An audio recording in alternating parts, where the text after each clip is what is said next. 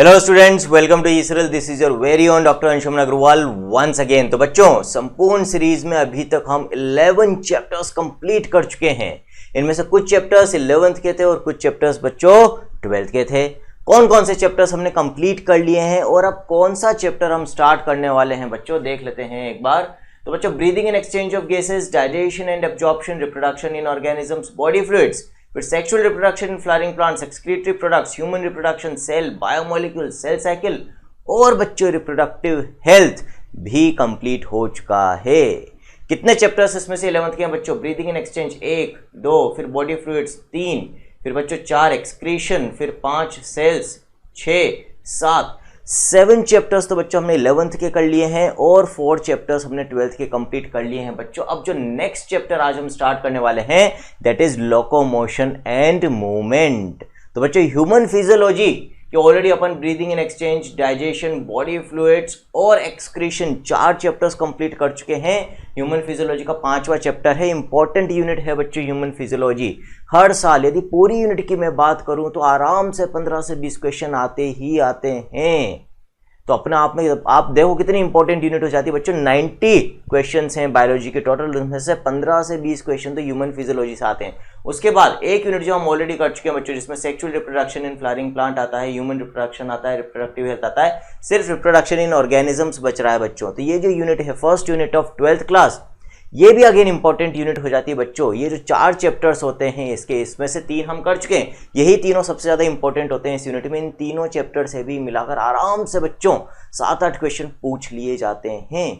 तो बच्चों, अभी तक हमने जो 11 चैप्टर्स कर लिए हैं, यदि हम इनका वेटेज देखें, क्योंकि अब इसमें सेल, बायोमोलिक्यूल्स और सेल साइकिल वाली भी एक इंपॉर्टेंट यूनिट है बच्चों, तो इन 11 चैप्टर्स का वेटेज भी आराम से करीब हम कह सकते हैं बच्चों 30 से 35 क्वेश्चन का है। 30 क्वेश्चंस हम आसानी से कह सकते हैं, क्योंकि अगेन सेल, बायोमोलिक्यूल्स और सेल साइकिल से मिलाकर भी अच्छे खासे क्वेश्चन आ जाते हैं बच्चों।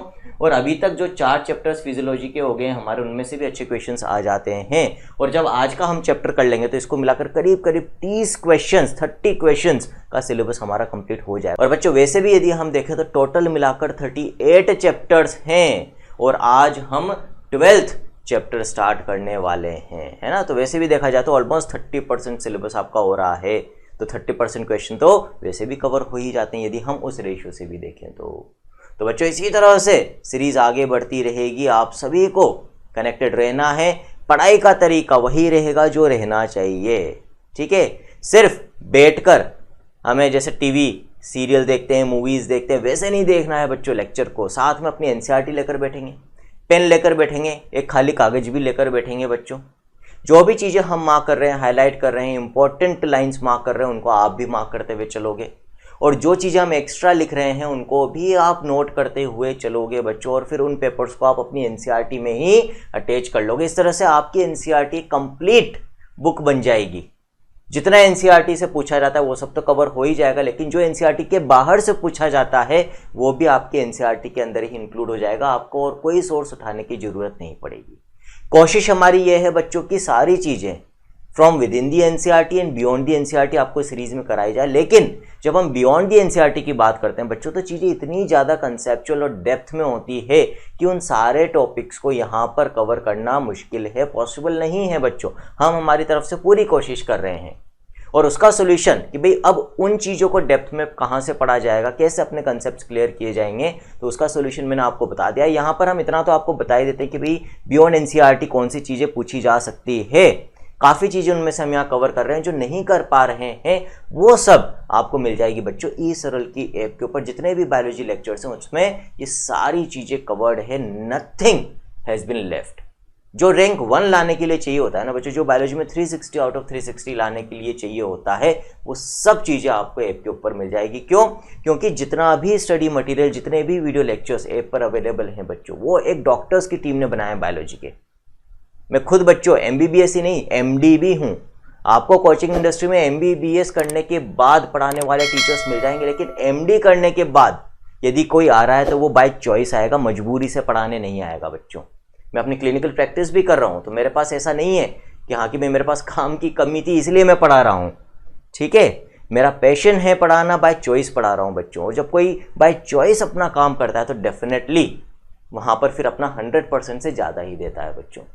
तो इसी तरह से मेरे साथ कुशिका मैम है, वो भी एक डॉक्टर हैं। तो बच्चों हम दोनों सिर्फ इसीलिए पढ़ा रहे हैं कि हमारा जो एक्सपीरियंस है, जिसकी मदद से हम हमारे एग्जाम्स को क्रैक कर पाए, हम डॉक्टर बन पाए, वो सारे एक्सपीरियंस को आप लोगों के साथ शेयर करें ताकि आप भी उसका फायदा उठाते हुए अपने डॉक्टर बनने के ड्रीम को पूरा कर सको बच्चों। ठीक है, तो हमारे एक्सपीरियंस का फायदा लें, जितना हम आपको पढ़ा रहे हैं उसको अच्छे से पढ़ें, जो नहीं यहाँ पर कवर हो पा रहा है उसको इसरल की ऐप से कंप्लीट करें। जब ये सारी चीज़ें आप कंप्लीट कर लोगे, इसरल की ऐप के ऊपर जो क्वेश्चंस हैं उनको कर लोगे, लेक्चर्स को देख लोगे, नोट्स बना लोगे, टेस्ट दे लोगे बच्चों सारे इसरल के, तो उसके बाद मुझे नहीं लगता कि बायोलॉजी में 360 आउट ऑफ 360 कहीं से भी दूर है। और यही सिनेरियो बच्चों फिजिक्स और केमिस्ट्री में भी है। ठीक है, तो स्टार्ट करते हैं बच्चों आज का lecture, that is locomotion and movement का फर्स्ट पार्ट। कल इसका सेकेंड और लास्ट पार्ट होगा, तो 2 पार्ट्स में हम इस चैप्टर को कंप्लीट करने वाले हैं। तो बच्चों स्टार्ट करते हैं लोकोमोशन एंड मूवमेंट। जैसा कि अपन करते हैं कि जब भी कोई चैप्टर स्टार्ट करते हैं तो सबसे पहले तो यही देखना होता है कि भाई उस चैप्टर का जो नाम है, नाम क्या है यहाँ पर, लोकोमोशन एंड मूवमेंट। तो भाई चैप्टर के नाम में जो टर्म्स हैं उनका तो मीनिंग पता हो तभी तो हम आगे का चैप्टर पढ़ पाएंगे। भाई नाम के दर्शन तो पूरे कर लें। तो यहाँ पर लोकोमोशन और मूवमेंट 2 टर्म्स आ रहे हैं बच्चों, क्या मीनिंग होता है, क्या डिफरेंस होता है दोनों के अंदर। अब बच्चों मैं यहाँ पर खड़े खड़े अपने हाथ को यदि मूव कर रहा हूं तो मैं इसको क्या बोलूंगा, एक मूवमेंट बोलूंगा, या मैं इसको लोकोमोशन भी बोल सकता हूं। तो बच्चों मैं इसको सिर्फ मूवमेंट बोल सकता हूं, लोकोमोशन नहीं बोल सकता। ठीक है, लेकिन यदि मैं एक पॉइंट से दूसरे पॉइंट पर चलकर जा रहा हूं बच्चों, मेरी प्लेस चेंज हो रही है, तो फिर इस मूवमेंट को यहां से यहां चलने के लिए भी मुझे मेरे पैर तो मूव करने पड़े, तो मूवमेंट तो हो रहा है। लेकिन ऐसा मूवमेंट जिसमें प्लेस चेंज हो रहा हो, एक पॉइंट से दूसरे पॉइंट पर कोई जा रहा हो, तो फिर उस मूवमेंट को हम लोकोमोशन कहते हैं। आगे बच्चों बात समझ में। तो यहां से एक चीज क्या पता चल रही है कि भाई जितने भी लोकोमोशन है उसके लिए मूवमेंट की जरूरत तो पड़ेगी, बिना मूवमेंट के तो आप प्लेस चेंज नहीं कर पाओगे बच्चों। तो हम कह सकते हैं कि all locomotion are movement, but एक ही जगह खड़े होकर या एक ही पोजीशन पे, एक ही प्लेस पर यदि कोई चीज है और वहां पर उसका कोई बॉडी पार्ट मूव कर रहा है तो वो सिर्फ मूवमेंट कहलाएगा, लोकोमोशन नहीं कहलाएगा। तो हम क्या कहेंगे, all movements are not locomotion but all locomotion are movements. तो पहला कंसेप्ट तो बच्चों अपने को यही याद रखना है कि what is the difference between locomotion and movement. अब स्टार्ट करते हैं बच्चों आज का लेक्चर। आज के लेक्चर में जो एनसीईआरटी के टॉपिक्स हैं उनमें से कौन कौन से टॉपिक्स हम पढ़ेंगे बच्चों, एक तो हम देखेंगे टाइप्स ऑफ मूवमेंट और दूसरा बच्चों हम देखेंगे मसल। इस चैप्टर के अंदर मेनली आपको 2 सिस्टम्स बता रखे हैं बच्चों, एक तो मस्कुलर सिस्टम बता रखा है, एक स्केलेटल सिस्टम बता रखा है। मसल्स के बारे में आज कंप्लीट कर लेंगे अपन, और जो स्केलेटल सिस्टम है फिर उसी में जॉइंट्स आते हैं, और फिर दोनों सिस्टम्स के कंबाइनली जो डिसऑर्डर्स हैं बच्चों उसको अपन कल वाले लेक्चर के अंदर कवर करेंगे। ठीक है, स्टार्ट करते हैं। एनसीईआरटी क्या बोलती है यहाँ पर, movement is one of the significant features of living beings. ठीक है, लिविंग बींग्स के अंदर मूवमेंट होता है लेकिन एक्सक्लूसिव फीचर नहीं है, नॉन लिविंग ऑब्जेक्ट्स में भी मूवमेंट होता है, मशीनें भी तो मूव करती है ना। तो मूवमेंट लिविंग बीइंग्स का तो एक इंपॉर्टेंट फीचर है, लेकिन ऐसा नहीं है कि भाई ये सिर्फ एक्सक्लूसिव या कैरेक्टरिस्टिक फीचर है कि इन्हीं में मिलेगा, नॉन लिविंग ऑब्जेक्ट्स में नहीं मिलेगा, ऐसा मत कर देना। Animals and plants exhibit a wide range of movements. ठीक है, कोई दिक्कत नहीं है भाई। Streaming of protoplasm in the unicellular organisms like amoeba is a simple form of movement. तो एक एग्जांपल तो यहां पर इन्होंने देखा कि भाई जो सिंगल सेल्ड ऑर्गेनिज्म है उनमें मूवमेंट कैसे हो रहा है। तो अमीबा का बच्चों अपने को पता है, सेल बायोलॉजी के अंदर भी आप पढ़ते हो बच्चों, साइटोप्लाज्मिक स्ट्रीमिंग, प्रोटोप्लाज्मिक स्ट्रीमिंग। ठीक है, तो बच्चों यूनिसेल्युलर ऑर्गेनिजम्स यानी कि सिंगल सेल्ड ऑर्गेनिजम्स के अंदर जो साइटोप्लाज्म होता है उसकी जो स्ट्रीमिंग होती है उसकी मदद से भी मूवमेंट होता है। ठीक है, अमीबा में अपन देखते हैं बच्चों सूडोपोडिया, फॉल्स फीट जिसको हम कहते हैं, क्या होते हैं बच्चों, एक्सटेंशंस होते हैं साइटोप्लाज्म में एक तरीके से। तो अमीबा के अंदर जो मूवमेंट होता है वो स्ट्रीमिंग ऑफ प्रोटोप्लाज्म से होता है, जिसकी मदद से वो अपने फॉल्स फीट यानी कि सूडोपोडिया भी बनाता है बच्चों। तो यहाँ पर अपन लिख सकते हैं कि यहाँ पर जो लोकोमोशन होगा वो किसकी मदद से होगा बच्चों, देयर विल बी सूडोपोडिया। इसकी मदद से लोकोमोशन भी कर सकता है, मतलब ऐसा मूवमेंट जिससे ये अपनी प्लेस चेंज कर सके।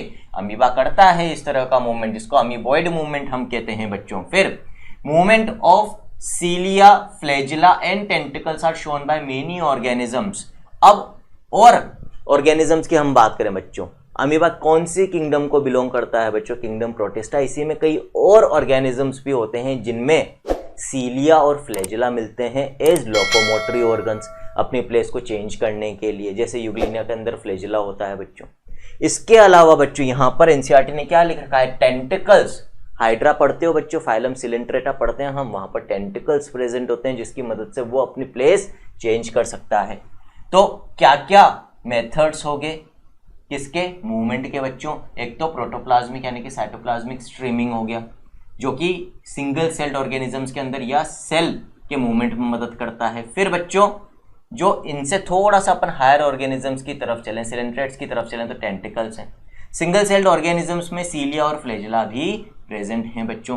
तो movement of cilia, flagella and tentacles are shown by many organisms. ये भी मोड्स ऑफ मूवमेंट हो गए बच्चों। तो जितने भी मोड्स ऑफ मूवमेंट है उनको अलग से मार्क कर लेते हैं। तो स्ट्रीमिंग ऑफ प्रोटोप्लाज्म हो गया बच्चों, एक हो गया सीलिया, फ्लैजिला एंड टेंटिकल्स हो गया। फिर हमारी बात करिए, एनसीईआरटी ने क्या बात करी है भाई कि भाई जो ह्यूमन बींग्स हैं they can move limbs, jaws, eyelids, tongue etcetera. ठीक है, ये सारी चीजें हम मूव कर सकते हैं। अभी मेरे हाथ मूव कर रहे हैं, पैर मूव कर रहे हैं, मेरे लिम्स हो गए बच्चों। ये अपर लिम्स है, वो लोअर लिम्स है, पैर। ठीक है, फिर जॉज, जबड़ा बोल रहा हूं तो वो भी मूव कर ही रहा है बच्चों। आईलिड्स, आंखें झपक रही है तो आईलिड्स भी मूव कर रही है बच्चों। बोल रहा हूं तो टंग भी मूव कर रही है ना। चारों के एग्जांपल्स अभी यहां पर पढ़ाते वक्त आप देख सकते हो बच्चों। Some of the movements result in a change of place or location. Such voluntary movements are called locomotion. यदि हम हमारी मर्जी से हमारा प्लेस चेंज कर रहे हैं हमारे किसी बॉडी पार्ट के मूवमेंट के through, then that movement is called as locomotion. आगे बात समझ में, मार्क कर लो, इंपॉर्टेंट है। Some of the movements result in a change of place or location. Such voluntary movements are called locomotion. Examples दे रखे हैं बच्चों, walking, running, climbing, flying, swimming are all some forms of locomotory movements. तो आपको definition important है, ये तो इतना आप भी जानते हो, अब 11th-12th क्लास में आ गए तो पता है कि भाई क्या एग्जांपल्स होंगे इसके, इसको इंपॉर्टेंट मार्क कर लो, एक स्टार। ठीक, आगे बढ़ते हैं बच्चों। Locomotory structures need not be different from those affecting other types of movements. मतलब क्या कहना चाह रहा है यहाँ पर एनसीईआरटी? ये कहना चाह रही है कि भाई जो स्ट्रक्चर नॉन लोकोमोटरी मूवमेंट में मदद करता है वही स्ट्रक्चर लोकोमोशन में भी मदद कर सकता है। जरूरी नहीं है कि लोकोमोशन करने वाला स्ट्रक्चर और नॉन लोकोमोटरी मूवमेंट करने वाले स्ट्रक्चर्स अलग अलग हों। यदि मैं एक ही जगह पर खड़ा हुआ बच्चों जॉगिंग कर रहा हूं तो यहां पर मेरे पैरों का जो मूवमेंट है ये लोकोमोशन नहीं कर रहा क्योंकि मेरी प्लेस चेंज नहीं हो रही, लेकिन इन्हीं पैरों के मूवमेंट की मदद से मैं एक जगह से यदि दूसरी जगह पर जाता हूं तो लोकोमोशन भी तो हो रहा है। तो पैर नॉन लोकोमोटरी मूवमेंट भी कर रहे हैं और लोकोमोटरी मूवमेंट भी कर रहे हैं, यानी कि लोकोमोशन के लिए और नॉन लोकोमोटरी मूवमेंट के लिए अलग अलग स्ट्रक्चर्स का होना जरूरी नहीं है। इसका एक एग्जांपल सिंगल सेल्ड ऑर्गेनिज्म का एनसीईआरटी ने दे रखा है। ठीक है, तो पहले इस लाइन को मार्क कर लेते हैं क्योंकि इंपॉर्टेंट लाइन है बच्चों। कोई कंसेप्ट एक्सप्लेन कर रही है, पूछी जा सकती है कि locomotory structures need not be different from those affecting other types of movements. For example paramecium का यहाँ पर एग्जाम्पल दे रखा है बच्चों, इसको मार्क कर लो। पैरामीशियम अगेन किंगडम प्रोटिस्टा को बिलोंग करता है, सिंगल सेल्ड ऑर्गेनिज्म है और इसके पास सीलिया होते हैं बच्चों।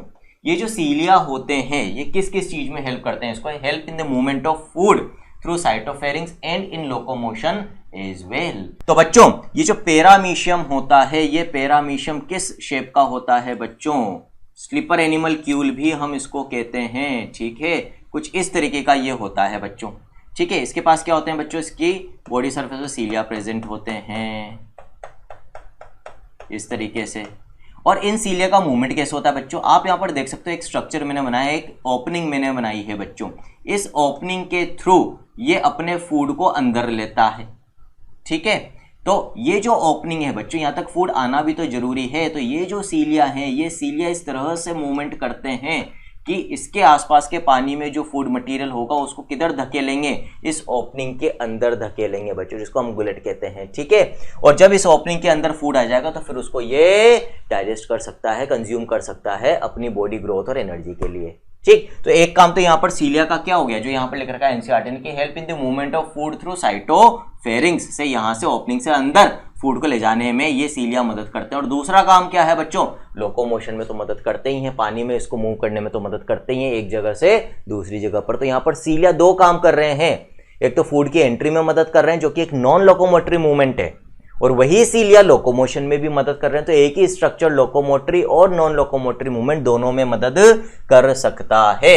फिर बच्चों hydra can use it's tentacles for capturing its prey and also use them for locomotion. एक और एग्जांपल आपको यहां पर दे रखा है जहां पर एक ही स्ट्रक्चर दोनों काम कर रहा है, लोकोमोशन भी और नॉन लोकोमोटरी मूवमेंट भी कर रहा है, दैट इज हाइड्रा। तो बच्चों हाइड्रा में टेंटिकल्स होते हैं, इन टेंटिकल्स की मदद से ये अपने प्रे को भी कैप्चर कर सकता है, साथ ही साथ बच्चों ये लोकोमोशन भी करता है।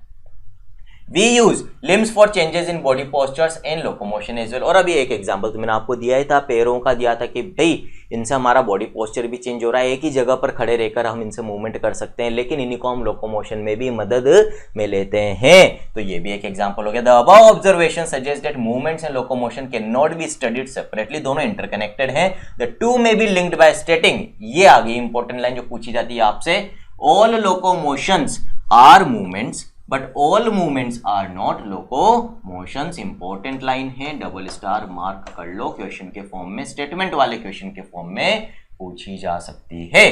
Methods of locomotion performed by animals vary with their habitats and the demand of the situation। Again important line है भाई, आपको एक कंडीशन बता रही है कि भाई मेथड्स ऑफ लोकोमोशन किसमें क्या होंगे, ये किस पे डिपेंड करता है, ये इस पे डिपेंड करता है बच्चों की भाई वो जो एनिमल है किस हैबिटेट में रहता है, कहाँ रहता है। जमीन पे रहता है तो लोकोमोटरी स्ट्रक्चर्स कुछ अलग होंगे, पानी में रहता है तो कुछ अलग होंगे बच्चों। बर्ड्स की बात करें जो हवा में उड़ते हैं तो उनके लिए लोकोमोटरी स्ट्रक्चर्स उनके विंग्स होते हैं। And demand of the situation, इस पे भी डिपेंड करेगा, ठीक है, कि भाई सिचुएशन की डिमांड क्या है। दौड़ना है तो उसके लिए क्या लोकोमोटरी ऑर्गन यूज करना पड़ेगा, है ना। और सरकना है, कई बार होता है कि हम बिस्तर पे पड़े हुए हैं, किसी ने कहा कि भाई एक ग्लास उठाकर दे दो, इतने आलस आते हैं कि भाई वहां से हम फिर पैरों का यूज नहीं करते, हम एक अलग ही मोड ऑफ लोकोमोशन से ग्लास तक पहुंचते हैं, सरकते सरकते, है ना। तो वहां पर क्या हो गया, सिचुएशन के अकॉर्डिंग भी, और यही कुत्ता पीछे पड़ जाए तो फिर क्या ऐसे सरकते सरकते जाओगे क्या, फिर तो दोनों पैरों से दौड़ लगाते हुए भागोगे।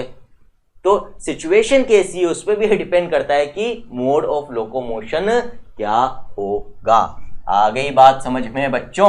तो methods of locomotion performed by animals very with their habitats and the demand of the situation. However, locomotion is generally for search of food, shelter, mates, suitable breeding grounds, favorable climatic conditions or to escape from enemies or predators। वो simple सी चीज़ है, इन सभी चीज़ों के लिए locomotion की ज़रूरत होती है। खाना ढूंढना है तो उसके लिए भी कहीं जाना तो पड़ेगा ना, बैठे बैठे थोड़ी आ जाएगा, तो लोकोमोशन करना पड़ेगा।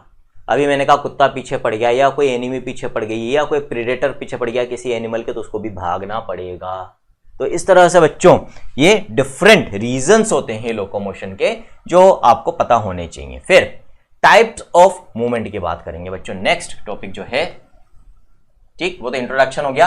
अब एक तरह से पहला टॉपिक स्टार्ट हुआ है एनसीईआरटी का, that is types of movement. Cells of the human body exhibit 3 main types of movement. अभी बात हुई थी बच्चों, हमारी बॉडी में जो सेल्स हैं वहां पर भी 3 तरह के मूवमेंट देखने को मिल सकते हैं। जैसे बॉडी फ्लूइड्स एंड सर्कुलेशन में बच्चों अपन ने WBCs की बात करी थी, वहां मैंने आपको बताया था WBCs भी मूवमेंट शो करती है, एक जगह से दूसरी जगह जा सकती है। इनफैक्ट डायपेडेसिस बच्चों अपन ने पढ़ा था कि movement of WBCs from inside of the blood vessels to the outside through the wall of the capillaries कैसे होता है, अमीबॉइड मूवमेंट की मदद से। स्यूडोपोडिया बना सकती है बच्चों हमारी WBCs भी, ठीक है। तो हमारी सेल्स जो होती है बच्चों बॉडी के अंदर, उनमें 3 तरह के मूवमेंट्स देखने को मिल सकते हैं, मार्क कर लो। Cells of the human body exhibit 3 main types of movements. कौन कौन से बच्चों, पहला तो है अमीबॉइड मूवमेंट, ठीक है, अभी एग्जाम्पल बता दिया WBCs का। दूसरा कौन सा है बच्चों, सीलियरी मूवमेंट। अब सीलिया का रोल क्या है बच्चों हमारी बॉडी में, जैसे यदि अपन रेस्पिरेटरी ट्रैक्ट की बात करें बच्चों, हमारे विंड पाइप की बात करें, ट्रेकिया की बात करें, तो उसके अंदर जो सेल्स होती है, इनर लाइनिंग होती है, वहां पर सीलिया होते हैं। उनका काम क्या होता है, वो ऐसे बीट करते हैं। ब्रीदिंग इन एक्सचेंज में बात हुई है कि जितने भी डस्ट पार्टिकल्स हमारी विंड पाइप में जाते हैं उनको हमारी विंड पाइप में प्रेजेंट म्यूकस, जो कि स्लाइमी सिक्रेशन, चिकना सिक्रेशन होता है, ट्रैप कर लेता है। अब ये जो म्यूकस है जिसमें डस्ट पार्टिकल्स भी आ गए, जर्म्स भी आ गए बाहर के, आप क्या चाहोगे, लंग्स के अंदर चले जाएं, ठीक है, या बाहर निकालना चाहोगे, बाहर ही निकालना चाहोगे ना, उनको घर में थोड़ी बैठाना चाहोगे। तो उसके लिए क्या जरूरी है कि उस म्यूकस को हम धक्का लगाएं बाहर की तरफ, और ये धक्का कौन लगाता है, सीलिया, ठीक है। सीलिया इस तरह से बीट करते हैं, मूव करते हैं कि लगातार इस म्यूकस को बाहर की तरफ धकेलते हैं ताकि ये म्यूकस जिसमें डस्ट पार्टिकल्स हैं, जर्म्स हैं, ये सब बाहर निकल जाए बच्चों। तो सीलियरी मूवमेंट भी होता है। फिर मस्कुलर मूवमेंट भी हमारी बॉडी में देखने को मिलता है। तो अभी जो मेरे हाथ का मूवमेंट हो रहा है, जो का मूवमेंट हो रहा है, किसकी मदद से हो रहा है, मेरी मसल्स, मेरी मांसपेशियों की मदद से हो रहा है बच्चों।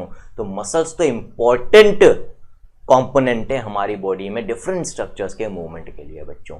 हाथों का मूवमेंट, पैरों का मूवमेंट, इनफैक्ट बच्चों जो हमारे इंटरनल ऑर्गन्स हैं, जैसे डाइजेस्टिव ट्रैक्ट की बात करें तो भाई वहाँ पर भी तो पेरिस्टाल्टिक मूवमेंट आप पढ़ते हो, डाइजेशन एंड एब्जॉर्प्शन कुशिका में हमने पढ़ाया आपको, तो उसमें भी तो मसल्स है, वहाँ स्मूथ मसल्स है, इनवॉलंटरी जो हमारी मर्जी के बिना काम करती है, और हमारे हाथ पैरों की वॉलंटरी जो हमारी मर्जी के हिसाब से, हमारी विल के हिसाब से वॉलंटरीली काम करती है बच्चों। तो 3 तरह के मेन मूवमेंट हो गए हमारी बॉडी के अंदर। एक तो अमीबॉइड, एग्जांपल बता दिया डब्ल्यूबीसी, सीलरी का एग्जांपल मैंने आपको बता दिया बच्चों, और मस्क्यूलर मूवमेंट्स। जो मेन फोकस रहेगा इस चैप्टर में वो रहेगा बच्चों मस्क्यूलर मूवमेंट्स के ऊपर। आगे बात करते हैं बच्चों, Some specialized cells in our body like macrophages and leukocytes, वही बात आ गई बच्चों, WBCs के एग्जांपल्स हैं macrophages and leukocytes in blood exhibit amoeboid movement. It is affected by pseudopodia, बनाकर मूव करती है, formed by the streaming of protoplasm. pseudopodia अभी हमने डिस्कस कर लिया था कैसे बनते हैं, साइटोप्लाज्मिक स्ट्रीमिंग से, यानी कि प्रोटोप्लाज्म स्ट्रीमिंग से बनते हैं, जैसे कि अमीबा में होता है। Cytoskeletal elements like microfilaments are also involved in amoeboid movement. और ये जो अमीबॉइड मूवमेंट होता है साइटोप्लाज्मिक स्ट्रीमिंग से, इसमें साइटोस्केलेटल एलिमेंट जो कि स्केलेटल फ्रेमवर्क बनाते हैं बच्चों किसी सेल का, वो भी इन्वॉल्व होते हैं। पूरा पैराग्राफ इंपॉर्टेंट है, इसको हम मार्क कर लेंगे बच्चों, ठीक है। तो इस तरह से एक एग्जाम्पल इन्होंने आपको बता दिया कि हमारी बॉडी में हमारी WBCs किस तरह से मूवमेंट करती है बच्चों, ठीक है। तो हमारी WBCs भी जैसे अमीबा का मूवमेंट होता है ना बच्चों, उसी तरह से मूवमेंट कर सकती है। ओके, तो अमीबा के अंदर जो मूवमेंट होगा वो कैसे होगा बच्चों, with the help of cytoplasmic extensions. और इनको हम क्या कहते हैं बच्चों, इनको हम कहते हैं स्यूडोपोडिया। स्यूडोपोडिया का मतलब क्या हो गया बच्चों, poda refers to feet, pseudo refers to false, तो फॉल्स फीट, वास्तव में फीट थोड़ी हैं लेकिन काम फीट का कर रहे हैं, that is why these are called as false feet और स्यूडोपोडिया। इन्हीं की मदद से हमारी WBCs भी मूव करती है। फिर सीलियरी मूवमेंट का एग्जांपल आपको दे रखा है बच्चों। Ciliary movement occurs in most of our internal tubular organs which are lined by ciliated epithelium. तो हमारी बॉडी में कई ऐसी ट्रैक्ट्स है, होलो ट्यूब से, जिनकी इनर मोस्ट लाइनिंग की सेल्स पर सीलिया प्रेजेंट होते हैं। The coordinated movements of cilia in the trachea, आ गया एग्जांपल बच्चों यहाँ पर। The coordinated movements of cilia in the trachea help us in removing dust particles and some of the foreign substances inhaled along with the atmospheric air. इसके अलावा बच्चों human reproduction अपन ने पढ़ लिया, वहां पर भी मैंने आपको बताया था कि जब ओवरी से ओवम रिलीज होता है तो उसको फेलोपियन ट्यूब के एम्पुला तक पहुंचाना है। ओवम खुद मूव नहीं करता, कैसे पहुंचता है, फेलोपियन ट्यूब की वॉल में तो स्मूथ मसल्स होती है जिनके रिदमिक कॉन्ट्रैक्शन से उसको एम्पुला तक पहुंचाया जाता है। दूसरा, फेलोपियन ट्यूब की इनर वॉल में जो सेल्स होते हैं उन पे सीलिया होते हैं, और उन सीलिया का मूवमेंट इस तरह से होता है बच्चों कि ओवम कहां पहुंच जाए, एम्पुला तक पहुंच जाए। तो पैसेज ऑफ ओवा through the female reproductive tract is also facilitated by the ciliary movement, plus यहाँ पर सिर्फ सीलियरी मूवमेंट नहीं होगा बच्चों, प्लस यहाँ पर मस्कुलर मूवमेंट भी होगा, क्योंकि फेलोपियन ट्यूब की वॉल में मसल्स भी प्रेजेंट होती है, वो भी इसमें मदद करती है। तो बाय चांस क्वेश्चन आ जाता है यहाँ से कि भाई ये जो ओवा का मूवमेंट होता है from ovary up to the ampulla, that is site of fertilization, उसमें कौन कौन मदद करता है। मान लो ए ऑप्शन आपको फर्स्ट ऑप्शन दे दिया सीलिया, दूसरा आपको दे दिया मसल्स, तीसरा दे दिया बोथ, फोर्थ दे दिया नन। आंसर क्या जाएगा बच्चों, फिर वहां बोथ जाएगा, जबकि एनसीईआरटी ने सिर्फ सीलिया मेंशन करा है। तो फिर वहां पर यदि आप सिर्फ सीलिया करके आओगे तो आंसर गलत हो जाएगा, क्योंकि मसल्स गलत नहीं है, दोनों इंक्लूड कर रहा है, तो फिर डेफिनेटली दोनों को ही इंक्लूड करना है, हमें याद रखना बच्चों अच्छे से, ठीक है। आगे बढ़ते हैं बच्चों। फिर movement of our limbs, jaws, tongue, etc. require muscular movement. The contraction property of muscles are effectively used for locomotion and other movements by human beings and majority of multicellular organisms. हमारी muscles में contractile property होती है, अपना size छोटा कर सकती है, ठीक है, और इसी प्रॉपर्टी की मदद से लोकोमोशन और बाकी के मूवमेंट्स होते हैं बच्चों। सिंपल सी चीज है, पता है, हाईलाइट करने की जरूरत नहीं है। Locomotion requires a perfect coordinated activity of muscular, skeletal and neural system. This is important. अब ये लाइन इंपॉर्टेंट है, क्यों बच्चों, क्या कह रही है लाइन कि भाई जब हम एक जगह से दूसरी जगह पर मूव कर रहे हैं, लोकोमोशन शो कर रहे हैं, तो उसके लिए एक कोऑर्डिनेटेड एक्टिविटी चाहिए हमें, किस किस की, muscular system, skeletal system and neural systems की। ठीक, क्या मतलब है इसका, सपोज करो मुझे यहां से आपके पास चलकर आना है, ठीक है। कैमरे में से तो निकलूंगा नहीं, स्क्रीन में से तो निकलूंगा नहीं, एडिटिंग है, वापस से करेंगे। सपोज करो बच्चों मुझे इस पॉइंट से चलकर इस पॉइंट तक आना है। अब ऐसे तो आऊंगा नहीं, पहले तो मैं सोचना पड़ेगा ना मेरे को। जब तक मेरे दिमाग में नहीं आएगा कि भाई मुझे यहां से चलकर वहां तक जाना है, मैं क्यों चलूंगा, तो पहले तो मेरा दिमाग सोचेगा कि मुझे चलना है। तो किसका इन्वॉल्वमेंट आ गया, नर्वस सिस्टम का, न्यूरल सिस्टम का। और जैसे ही मेरे दिमाग में ये चीज आएगी कि भाई मुझे इस पॉइंट से उस पॉइंट पर जाना है, बच्चों को ये वाला कंसेप्ट समझाने के लिए, तो वहीं से सिग्नलिंग चालू हो जाएगी। मेरा दिमाग सिग्नल भेजेगा मेरी मसल्स के पास, ठीक है। अब मसल्स जब तक कॉन्ट्रैक्ट नहीं होगी मेरे पैरों का मूवमेंट नहीं होगा। लेकिन ऐसा नहीं है कि बस यहाँ सिग्नल गया और कॉन्ट्रैक्शन चालू हुआ और मैं वहां पहुंच गया। उसके लिए कोऑर्डिनेटेड वे में मूवमेंट होना जरूरी है। प्लस मेरी पूरी बॉडी को सपोर्ट करने का काम, बैलेंस करने का काम कौन कर रहा है बच्चों, सपोर्ट में मेरा स्केलेटल सिस्टम, मेरी बोन्स मदद कर रही है, नहीं तो मैं खड़ा ही नहीं रह पाऊंगा। और जॉइंट्स के लेवल पे मूवमेंट होता है, तो वहां पर भी एक कोऑर्डिनेटेड एक्टिविटी चाहिए कि भाई कौन सा जॉइंट जो है मेरे पैर का कब मुड़ना चाहिए, ये इंपॉर्टेंट है। और जब चलते हैं तो ऐसा होता है कि दोनों पांव एक साथ आगे जा रहे हैं, एक बार में एक पांव जाता है फिर दूसरा पांव जाता है बच्चों, तो अगेन कोऑर्डिनेटेड एक्टिविटी। ये भी जरूरी है कि हाँ कि भाई ये डिसाइड हो जाए पहले कौन सा पांव जाएगा, फिर कौन सा पांव आगे जाएगा, फिर अगला पांव आगे जाएगा। सपोज करो ये कोऑर्डिनेटेड एक्टिविटी ढंग से नहीं चल रही, हमने सोचा हमें चलना है, यहां से वहां जाना है, दिमाग ने सिग्नल भी भेज दिया, पैरों की मसल्स में कॉन्ट्रैक्शन भी हुआ, लेकिन ऐसा कॉन्ट्रैक्शन हुआ कि दोनों पैर एक साथ आगे बढ़ गए। जब दोनों पैर एक साथ आगे बढ़ जाएंगे तो वहां नहीं पहुंचोगे, धड़ाम से नीचे गिर जाओगे। इसका मतलब क्या है, एक प्रॉपर कोऑर्डिनेशन, डेलिकेट कोऑर्डिनेशन चाहिए होता है between these three systems, that is muscular system, skeletal system and nervous system. जब तक इन तीनों के बीच में प्रॉपर कोऑर्डिनेशन नहीं होगा तब तक हम एक परफेक्ट लोकोमोटरी मूवमेंट शो नहीं कर पाएंगे। या तो गिर जाएंगे, लड़खड़ा जाएंगे, या जो लोकोमोटरी मूवमेंट करना चाह रहे थे वो नहीं कर पाएंगे। आ गई बच्चों बात समझ में। तो इन तीनों सिस्टम्स में जब भी कोई डिफेक्ट आता है तो किस तरह के मूवमेंट से रिलेटेड डिसऑर्डर्स हो सकते हैं, इसी चैप्टर के एंड में हम देखेंगे, जो कि कल के लेक्चर में आएगा बच्चों, ठीक है। कंसेप्चुअली पढ़ो, कभी कोई दिक्कत नहीं आएगी। In this chapter you will learn about the types of muscles, there structure, mechanism of their contraction, और फिर बाद में हम देखेंगे बच्चों स्केलेटल सिस्टम यानी कि हमारी बोन्स के बारे में। आज का जो टॉपिक है वो क्या है बच्चों, आज हम देखेंगे मसल्स के बारे में पढ़ेंगे, कल हम देखेंगे स्केलेटल सिस्टम के बारे में, और लास्टली कल के ही लेक्चर में दोनों ही सिस्टम से रिलेटेड यानी कि मस्कुलो स्केलेटल सिस्टम से रिलेटेड जो डिसऑर्डर्स है उनके बारे में बात करेंगे। तो बच्चों मसल के बारे में बात करते हैं अपन।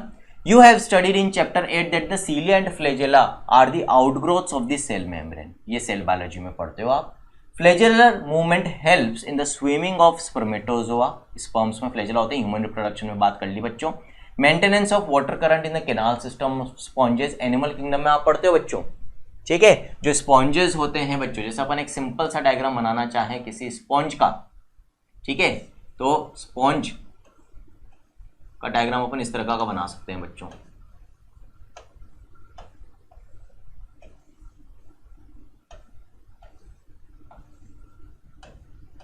जो स्पॉन्ज की बॉडी वॉल होती है बच्चों, उसके अंदर क्या होती है, बॉडी वॉल के अंदर बहुत सारी कैनाल्स होती है, ठीक है। एक बड़ी ओपनिंग होती है, इस बड़ी ओपनिंग को तो बच्चों अपन क्या कहते हैं, ऑस्क्यूलम कहते हैं। और पूरी बॉडी वॉल के अंदर छोटी छोटी ओपनिंग्स होती है जिनसे पानी अंदर आ सकता है। ये सारी छोटी छोटी ओपनिंग्स हैं बच्चों जिनसे पानी आएगा बाहर से अंदर की तरफ। इन छोटी ओपनिंग्स को हम क्या कहते हैं बच्चों, these are known as ostia. और वॉल के अंदर कैनाल्स प्रेजेंट होते हैं जिनसे ये पानी फिर ऑस्टिया से होता हुआ अंदर आता है कैविटी के अंदर। ये जो बॉडी कैविटी है बच्चों बीच में, इसको हम कहते हैं स्पॉन्जोसील, बीच की कैविटी को। और ये जो पूरा एक सिस्टम बन रहा है, ऑस्टिया, कैनाल्स एंड ऑस्कुलम, ये पूरा कहलाता है बच्चों एक कैनाल सिस्टम। अब पानी हमेशा ऑस्टिया से अंदर की तरफ आएगा और ऑस्कुलम से ही बाहर जाएगा, इसी डायरेक्शन में मूवमेंट होता है बच्चों वाटर का। ये कौन डिसाइड कर रहा है, ये डिसाइड कर रहे हैं बच्चों फ्लैजेला। और ये फ्लैजेला कहाँ प्रेजेंट होते हैं बच्चों, इन कैनाल्स के अंदर की जो सेल्स होती है बच्चों, यहाँ पर ये फ्लैजेला प्रेजेंट होते हैं। और ये फ्लैजेला इस तरह से मूवमेंट करते हैं कि पानी का जो मूवमेंट है वो हमेशा बाहर से अंदर की तरफ ही हो, अंदर से बाहर की तरफ ऑस्टिया के थ्रू नहीं हो, अंदर से बाहर सिर्फ ऑस्कुलम के थ्रू ही जाएगा। इनफैक्ट जो इनर वॉल है बच्चों इन स्पॉन्जेस की, यहाँ पर भी ये फ्लैजेला होते हैं। इनके पास कुछ फ्लैजिलेटेड सेल्स होती है बच्चों इनर सरफेस पे, और कैनाल्स की लाइनिंग पे। इन सेल्स को हम कहते हैं choanocyte which are flagellated cells of sponges. Important है बच्चों, एनिमल किंगडम में भी यहाँ से क्वेश्चन आता है। तो फ्लैजेलर मूवमेंट के एग्जांपल्स बच्चों आपको यहां पर दे रखे हैं। Flagellar movement helps in the swimming of spermatozoa, ये हमने ह्यूमन रिप्रोडक्शन में देख लिया था। Maintenance of water current in the canal system of sponges, अभी मैंने आपको बता दिया। And in locomotion of protozoans like euglena, ये शुरुआत में आज हमने बात करी थी बच्चों, ठीक है। Euglena belongs to kingdom protista, unicellular organism है, इसके पास भी फ्लैजेला होते हैं बच्चों। फिर तो ये तो फ्लैजेलर मूवमेंट की बात हुई। Muscle is a specialized tissue of mesodermal origin, अब यहां से मसल की बात कर रहे हैं बस अपन, और यहां से अब सिर्फ मसल की ही बात होगी बच्चों। अपन ने 3 मोड देखे थे कि भाई हमारी बॉडी के अंदर मेनली 3 तरह के मूवमेंट्स हो सकते हैं, एक तो अमीबॉइड, एक सीलरी और तीसरा मस्कुलर मूवमेंट। अब पूरा का पूरा फोकस जो रहेगा वो हमारी मसल्स के ऊपर रहेगा बच्चों, ठीक। तो मसल्स का सबसे पहले ओरिजिन आपको बता रखा है कि भाई कौन से टिश्यू से ओरिजिनेट होती है, इंपॉर्टेंट है, मार्क कर लो। यह आपसे एनिमल टिश्यू में भी पूछा जाता है, वहां पढ़ाया भी जाता है बच्चों आपको। तो यहाँ पर एक बार फिर से रिवीजन करवा देता हूँ ब्रीफली और फटाफट आपको। 4 तरह के टिश्यूज हमारी बॉडी में मिलते हैं बच्चों। एक तो एपिथेलियल टिश्यू, इसका ओरिजिन तीनों जर्म लेयर से हो सकता है, एक्टोडर्म से भी होता है, मेसोडर्म से भी होता है और कुछ जगह पर एंडोडर्म से होता है। इसके अलावा जो बाकी के 3 टिश्यू उसमें से बच्चों जो मस्कुलर टिश्यू और जो कनेक्टिव टिश्यू है इनका ओरिजिन होता है मेसोडर्मल जर्म लेयर से, और जो 4th टाइप का टिश्यू है बच्चों नर्वस टिश्यू, उसका ओरिजिन होता है एक्टोडर्म जर्म लेयर से। तो ये चारों टिश्यूज का ओरिजिन आप याद रखो कौन सी जर्म लेयर से कौन सा बनता है। वापस से बोल रहा हूं, एपिथेलियम तीनों जर्म लेयर से बन सकती है, मसल और कनेक्टिव टिश्यू बनता है मेसोडर्म से बच्चों, और जो नर्वस टिश्यू होता है वो एक्टोडर्म से बनता है, ठीक है। फिर about 40 to 50% of the body weight of a human adult is contributed bye muscles, हमारी बॉडी का 40 से 50% वेट कौन कंट्रीब्यूट करती है बच्चों, मसल्स कंट्रीब्यूट करती है। अगेन एक फैक्ट आपको दे रखा है तो इसको हाईलाइट करेंगे, इंपॉर्टेंट है बच्चों, फैक्ट है, पूछा जा सकता है फैक्ट बेस्ड क्वेश्चन में। दे हैव स्पेशल प्रॉपर्टीज, अब प्रॉपर्टीज ऑफ मसल्स यहां पर बता रखी है, अगेन इंपॉर्टेंट है, मार्क करना पड़ेगा आपको। They have special properties like excitability, contractility, extensibility and elasticity. बच्चों क्या है ये प्रॉपर्टीज, अभी देख लेते हैं। एक्साइटेबिलिटी, देखो बच्चों एक्साइटेबल सेल या टिश्यू का मतलब क्या होता है, हमारी बॉडी में 2 एक्साइटेबल टिश्यूज हैं या सेल्स हैं बच्चों, एक तो मसल सेल्स और दूसरा न्यूरॉन्स। एक्साइटेबिलिटी का मतलब ये होता है कि ये जो सेल्स है इलेक्ट्रिकल कंडक्शन या इलेक्ट्रिक इंपल्स का कंडक्शन शो करते हैं, और जब भी इनके पास कोई इलेक्ट्रिकल एक्टिविटी पहुंचती है या जनरेट होती है इनके अंदर, तो उसके रिस्पॉन्स में ये कुछ ना कुछ एक्टिविटी शो करेंगे। जैसे न्यूरॉन्स तो क्या करते हैं बच्चों, रिलीज ऑफ न्यूरोट्रांसमीटर्स, केमिकल्स को रिलीज करते हैं जिसकी मदद से एक न्यूरॉन से दूसरे न्यूरॉन तक क्या ट्रांसमिशन होता है, इंफॉर्मेशन का ट्रांसमिशन। इसी तरह से मसल सेल के अंदर जब इलेक्ट्रिकल एक्टिविटी कंडक्ट होती है तो ये कॉन्ट्रैक्शन शो करते हैं, it shows they have got excitability, ठीक है।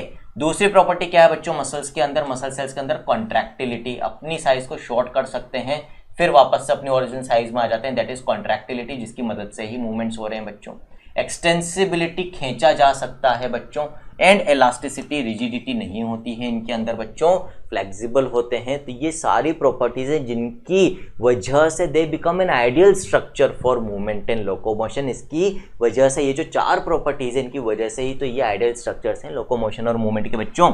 Muscles have been classified using different criteria, namely location, appearance and nature of regulation of their activities based on their location। अब ये यहाँ पर क्लासिफिकेशन का मार्क कर लेते हैं पॉइंट कि भाई यदि अपन लोकेशन के हिसाब से देखें कि भाई कौन सी मसल कहाँ पर प्रेजेंट है, तो on the basis of their location there are 3 types of muscles. कौन कौन सी बच्चों, skeletal muscle, visceral muscle and cardiac muscle, ठीक। लोकेशन के हिसाब से बोल रहे हैं जो मसल्स हमारे स्केलेटल सिस्टम से जुड़ी हुई है, स्केलेटन से जुड़ी हुई यानी कि बोन्स से जुड़ी हुई है, जो कि हमारी वॉलंटरी मसल्स होती है, जो हमारे हिसाब से काम करती है, हमारे विल से काम करती है, हाथ पैरों की मसल्स इसमें आती है, वो है skeletal muscles. Viscera refers to internal organs बच्चों, जैसे स्टमक हो गया, इंटेस्टाइन्स हो गए, ठीक है। इन सब की वॉल में जो मसल्स है जो कि हमारी विल से काम नहीं करती बच्चों, ऑटोनोमसली काम करती है, अपनी हिसाब से काम करती है, क्योंकि ये मसल्स इंटरनल ऑर्गन्स यानी कि विसरा में प्रेजेंट है तो विसरल ऑर्गन्स इनको हम स्मूथ मसल्स भी कहते हैं। ठीक, फिर बच्चों कार्डिया रेफर्स टू हार्ट, तो जो मसल्स हार्ट की वॉल में प्रेजेंट है उनको हम अलग से क्लासिफाई करते हैं कार्डियक मसल्स, ये हुआ लोकेशन के बेसिस पे। अब इन्हीं को यदि अपन अपीयरेंस के बेसिस पे करें बच्चों, तो आगे अपन जब स्ट्रक्चर पढ़ेंगे अभी मसल्स का, तो वहां पर अपन देखेंगे बच्चों की जो स्केलेटल मसल्स है और जो कार्डियक मसल्स है, इनको जब हम विजुअलाइज करते हैं तो इनके सरफेस पे हमें स्ट्राइशंस, धारियां दिखती है, alternate dark and light bands दिखते हैं। जैसे टाइगर के बॉडी के ऊपर होते हैं ना बच्चों, धारियां प्रेजेंट होती है, वैसे बेंड्स दिखते हैं, और इसी कारण से इनको हम क्या कहते हैं, स्ट्राइटेड मसल। जबकि जो विसरल मसल्स होती है इन पे ये धारियां नहीं दिखती, स्ट्राइशंस नहीं दिखते, and that is why these are also called as non striated muscles और smooth muscles. So skeletal muscles, यहां पर मार्क करेंगे इस चीज को अपन, skeletal muscles are closely associated with the skeletal components of the body, they have a striped appearance under the microscope and hence are called striated muscles as their activities are under the voluntary control. अब ये किसके basis पे हो रहा है बच्चों, nature of regulation या activity के बेसिस पे। जिन मसल्स को हम कंट्रोल कर सकते हैं, हमारी विल के अकॉर्डिंग काम करती है, वो तो होगी वॉलंटरी, क्योंकि वॉलंटरीली कॉन्ट्रैक्ट कर रही है। तो स्केलेटल मसल्स जो है बच्चों, ये तो होती है वॉलंटरी मसल्स, क्योंकि ये हमारे हिसाब से काम कर रही है। They are primarily involve in locomotory actions and changes of body postures, ये अपने को पता है। फिर विसरल मसल्स की यदि हम बात करें बच्चों, they are located in the inner walls of hollow visceral organs, location के बेसिस पे नाम हो गया visceral muscles, like alimentary canal में होती है, रिप्रोडक्टिव ट्रैक्ट में होती है। फिर बच्चों इन पे कोई स्ट्राइशंस नहीं होते हैं, तो they do not exhibit any striations and are smooth in appearance, इसीलिए दूसरा नाम क्या हो गया, on the basis of appearance smooth muscles और नॉन स्ट्राइटेड मसल। फंक्शन या रेगुलेशन के बेसिस पे यदि हम बात करें बच्चों, तो their activities are not under the voluntary control, तो इनको हम क्या कहेंगे, इनवॉलंटरी मसल्स है बच्चों। They assist for example in the transportation of food, जितने भी इनवॉलंटरी फंक्शंस हैं हमारे इंटरनल ऑर्गन्स के बच्चों, उसमें ये मदद करती हैं। फिर कार्डियक मसल्स, नाम से पता चल रहा है बच्चों कहां पर प्रेजेंट होती है, हार्ट में प्रेजेंट होती है। फिर many cardiac muscle cells assemble in a branching pattern to form a cardiac muscle, कोई दिक्कत नहीं, बहुत सारी मसल सेल्स मिलकर पूरी एक कार्डियक मसल बनाएगी। Based on appearance again they are striated बच्चों, ठीक है। तो जैसे स्केलेटल मसल स्ट्राइटेड होती है, ये भी स्ट्राइटेड होती है। अंतर होता है थोड़ा सा इनके और स्केलेटल मसल के स्ट्राइशंस में। स्केलेटल मसल के स्ट्राइशंस जो हैं बच्चों, वो डार्क कलर के होते हैं और इनके जो रिलेटिवली लाइट कलर के होते हैं बच्चों। They are involuntary in nature as the nervous system does not control their activities directly, involuntary in nature होती है। तो बच्चों कार्डियक मसल्स में कुछ फीचर तो स्केलेटल मसल के और कुछ विसरल मसल के। स्केलेटल मसल का क्या फीचर है कि दे आर स्ट्राइप्टेड, और स्मूथ मसल का क्या फीचर है कि they are involuntary in nature. आगे तीनों मसल्स में जो मेजर डिफरेंसेस है वो यहां पर आपको बता दिए हैं। जो डिटेल्ड डिफरेंसेस है वो आप पढ़ते हो एनिमल टिश्यू वाले चैप्टर में बच्चों। अब यहां के बाद ये तो आपको तीनों तरह की मसल्स में डिफरेंसेस बता दिए एनसीईआरटी ने। यहां से आगे अब एनसीईआरटी सिर्फ और सिर्फ किसके ऊपर फोकस करती है बच्चों डिटेल में, स्केलेटल मसल के ऊपर, कि स्केलेटल मसल का स्ट्रक्चर क्या होता है और स्केलेटल मसल का मैकेनिज्म ऑफ कॉन्ट्रैक्शन क्या होता है, कि वो कैसे कॉन्ट्रैक्ट करती है। तो आगे बढ़ते हैं बच्चों, अब पूरा फोकस रहेगा हमारा स्केलेटल मसल के ऊपर। तो बच्चों देखते हैं एनसीईआरटी क्या कह रही है यहां पर। Let us examine a skeletal muscle in detail to understand the structure and mechanism of contraction. सबसे पहले स्ट्रक्चर की बात करेंगे और ग्रॉस स्ट्रक्चर की बात करेंगे, ठीक है। तो बच्चों यहां पर आपको एक स्केलेटल मसल का क्रॉस सेक्शन दे रखा है ना, काट के आपको बता रखी है। अब बच्चों इसके अंदर क्या क्या कॉम्पोनेंट्स हैं, यहां पर आपको क्या दे रखा है, मसल फाइबर और मसल सेल। क्या ये एक मसल सेल है, ये एक मसल सेल है। अब ये तो क्रॉस सेक्शन है। वास्तव में जो स्केलेटल मसल सेल होती है बच्चों, वो कैसी होती है, लॉन्ग एंड सिलिंड्रिकल होती है। ये एक स्केलेटल मसल सेल है। क्योंकि स्केलेटल मसल सेल्स लंबी होती है बच्चों, तो इनको हम स्केलेटल मसल फाइबर भी बोल सकते हैं, ठीक है। तो कहीं पर भी जब मसल फाइबर वर्ड आएगा, इसका मतलब क्या है कि हम मसल सेल की बात कर रहे हैं। जो स्केलेटल मसल सेल्स होती है बच्चों, ये सिंसीशियम का एग्जाम्पल होती है। सिंसीशियम का मतलब बच्चों multi nucleated mass of cytoplasm, एक ऐसी सेल जिसके साइटोप्लाज्म में मल्टीपल न्यूक्लियाई होते हैं। तो यहां पर यदि अपन स्केलेटल मसल सेल की बात करें बच्चों, तो इसके अंदर आपको बहुत सारे न्यूक्लियाई देखने को मिलेंगे। आगे बात समझ में क्लियर है। तो स्केलेटल मसल सेल सिलिंड्रिकल है, कोई ब्रांचिंग नहीं है, अनब्रांच्ड है बच्चों, मल्टी न्यूक्लिएटेड है, यानी कि सिंसीशियम का एग्जाम्पल है। ठीक है, यहां पर आपको ये एक मसल सेल का ये एंड दिख रहा है, ये ऐसे अंदर लंबी है बच्चों। इस तरह से बहुत सारी मसल सेल्स मिलकर एक मसल बंडल बनाती है बच्चों। तो यहां पर ये एक बंडल जिसको हम फेसिकल या फिर मसल बंडल भी बोलते हैं बच्चों। ये दूसरा मसल बंडल या फेसिकल, ये तीसरा, ये चौथा, ये पांचवा। इस तरह से यहाँ पर आपको एक ऐसी मसल बता रखी है जिसके अंदर यहाँ पर 5 मसल बंडल्स या फेसिकल्स हैं बच्चों। तो मसल बंडल किससे बन रहा है? बहुत सारी मसल सेल्स से। तो कई मसल सेल्स मिलकर एक मसल बंडल बनाती है और कई मसल बंडल्स मिलकर फिर एक पूरी मसल बनाते हैं बच्चों। आगे बात समझ में, जैसे अपनी आर्म में बाइसेप्स मसल होती है आगे की तरफ, पीछे की तरफ ट्राइसेप्स होती है बच्चों। तो बाइसेप्स एक मसल हो गई पूरी, और इस बाइसेप मसल में कई मसल बंडल्स होंगे और हर मसल बंडल के अंदर कई मसल फाइबर्स प्रेजेंट होंगे। हर मसल फाइबर एक सिलिंड्रिकल अनब्रांच्ड फाइबर है जिसके अंदर मल्टीपल न्यूक्लियाई प्रेजेंट होते हैं। अब इस हर एक स्केलेटल मसल फाइबर की जो प्लाज्मा मेम्ब्रेन होती है बच्चों, इस प्लाज्मा मेम्ब्रेन को हम क्या नाम देते हैं? इसको हम कहते हैं सार्कोलेमा। क्या कहते हैं बच्चों?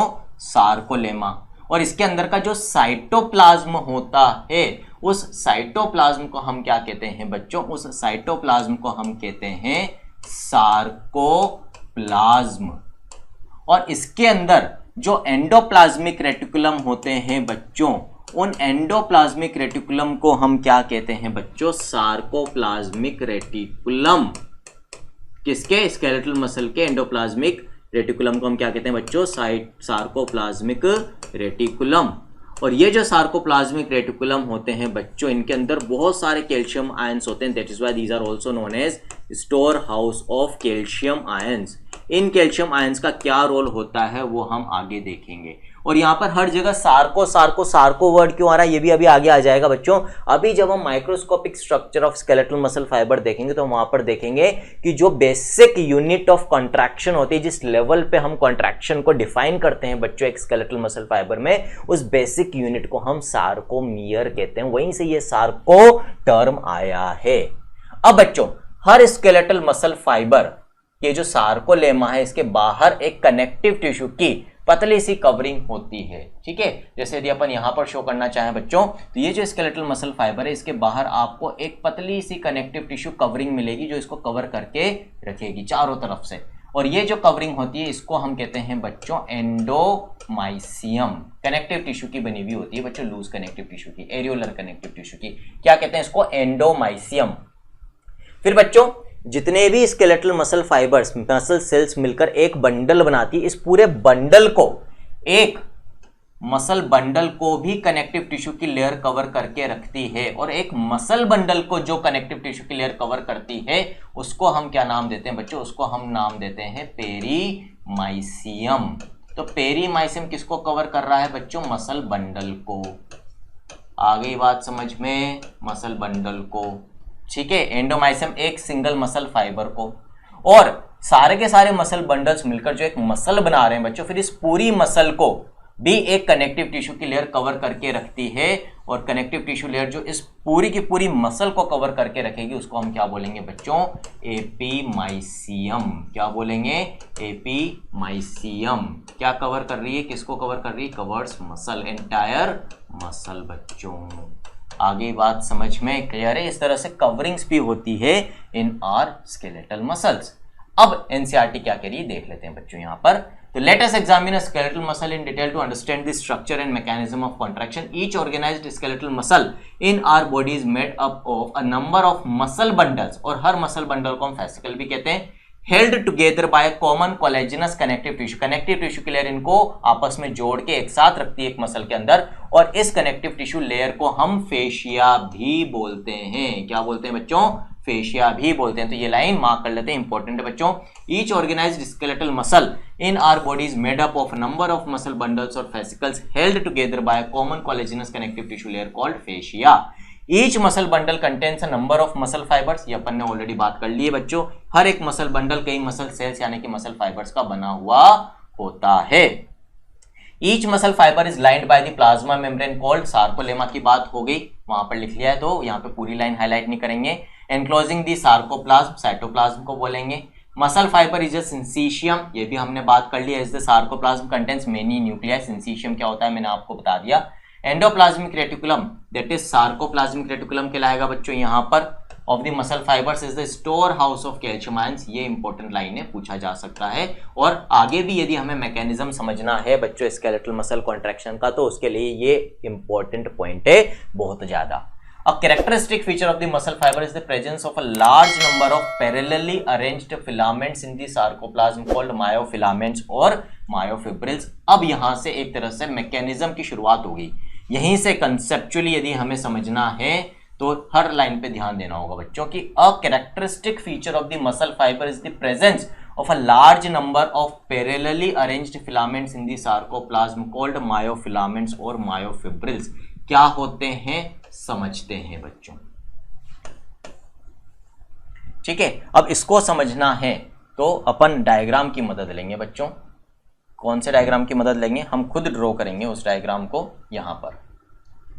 अभी मैंने बच्चों क्या बनाया था, एक स्केलेटल मसल फाइबर बनाया। वापस से एक बार बना लेते हैं थोड़ा सा बड़ा करके। ये एक स्केलेटल मसल फाइबर है। अभी मैं इसकी न्यूक्लियाई नहीं बना रहा हूं, ठीक है। ये इसकी सार्कोलेमा होगी बच्चों, प्लाज्मा मेम्ब्रेन। अब एनसीईआरटी कह रही है कि हर एक muscle fibre, skeletal muscle fibre के अंदर भी, इसके अंदर भी पैरेलली अरेंज्ड लंबे लंबे फिलामेंट्स होते हैं जो एक दूसरे के पैरेलली अरेंज्ड होते हैं। And these parallelly arranged filaments are called as myofilaments, myofilaments और मायोफिब्रिल्स। और इन्हीं के लेवल पे बच्चों कॉन्ट्रैक्शन भी होता है, ठीक है। अब ये जो मायोफिलामेंट्स या मायोफिब्रिल्स होते हैं बच्चों, इनमें से एक मायोफिलामेंट या मायोफिब्रिल का स्ट्रक्चर अपन देख लेते हैं। तो बच्चों हर मायोफिलामेंट या मायोफिब्रिल दो तरह के प्रोटीन्स का, मेनली दो तरह के प्रोटीन्स का, और भी कई प्रोटीन इनके अंदर होते हैं, लेकिन दो कॉन्ट्रैक्टाइल प्रोटीन होते हैं इनके अंदर। कौन कौन से बच्चों? एक तो मायोसिन और एक एक्टिन। इन कॉन्ट्रैक्टाइल प्रोटीन्स के ये बने हुए होते हैं। मायोसिन और एक्टिन को एक दूसरे के साथ इंटरेक्ट करने में और कई प्रोटीन्स मदद करते हैं, जैसे एक्टिन इनकी हम बात करते हैं, मायोमेसिन की हम बात करते हैं, अभी आगे आ जाएंगे बच्चों। लेकिन there are two main contractile protein. अब कॉन्ट्रैक्टाइल प्रोटीन्स का क्या मतलब है बच्चों? कॉन्ट्रैक्टाइल प्रोटीन्स का ये मतलब नहीं होता कि ये प्रोटीन कॉन्ट्रैक्ट करते हैं। मायोसिन और एक्टिन खुद कॉन्ट्रैक्ट नहीं करते, लेकिन ये स्केलेटल मसल के कॉन्ट्रैक्शन में मदद करते हैं। That is why these are known as contractile proteins, ठीक है। अब एक मायोफिलामेंट, मान लो ये एक मायोफिलामेंट यानी कि मायोफिब्रिल है बच्चों। इसका यदि अपन डिटेल स्ट्रक्चर देखें तो कैसा होगा वो अब अपन देखेंगे, ठीक है। तो बच्चों हर मायोफिब्रिल के अंदर दो तरह के कॉन्ट्रैक्टाइल प्रोटीन्स हैं। कौन कौन से? एक तो मायोसिन और दूसरा एक्टिन। पहले अपन मायोसिन बना लेते हैं बच्चों। ये एक मायोसिन हो गया, ठीक है। ये दूसरा मायोसिन हो गया, ये तीसरा मायोसिन हो गया बच्चों, ठीक। इसी तरह से इसके पास में और बना लेते हैं अपन। ये एक और मायोसिन, ये एक और मायोसिन, ये एक और मायोसिन प्रेजेंट है बच्चों यहाँ पर। क्लियर? अब बच्चों इनके आसपास कौन से फिलामेंट्स प्रेजेंट होते हैं? ये तो हो गया मायोसिन। इनके आसपास होते हैं बच्चों एक्टिन फिलामेंट्स। एक्टिन कैसे अरेंज होंगे बच्चों?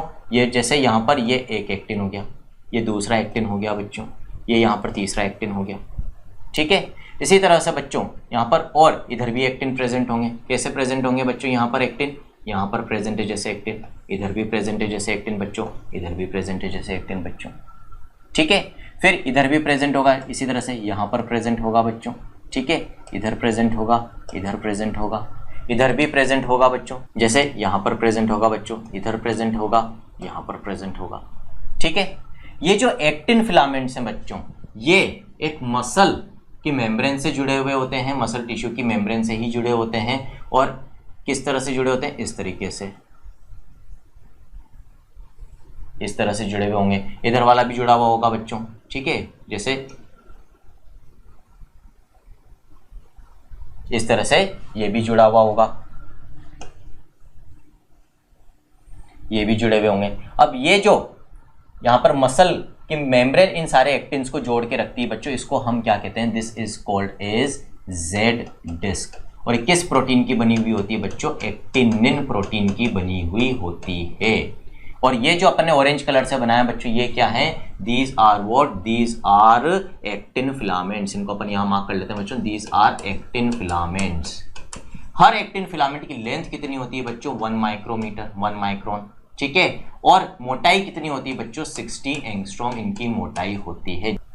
जबकि जो मायोसिन फिलामेंट है बच्चों, उसकी कितनी मोटाई और लेंथ होती है, ये यहाँ पर मायोसिन अपन मार्क कर लेते हैं बच्चों, दिस इज मायोसिन।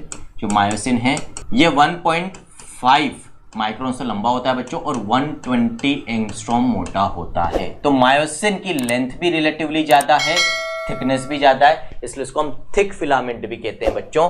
एक्टिन की लेंथ भी कम है, थिकनेस भी कम है, इसको हम थिन फिलामेंट भी कहते हैं। एक्टिन्स जो होते हैं बच्चों आसपास के, वो एक एक्टिन प्रोटीन से बनी हुई मेम्ब्रेन से जुड़े हुए होते हैं, जिसको हम कहते हैं जेड डिस्क।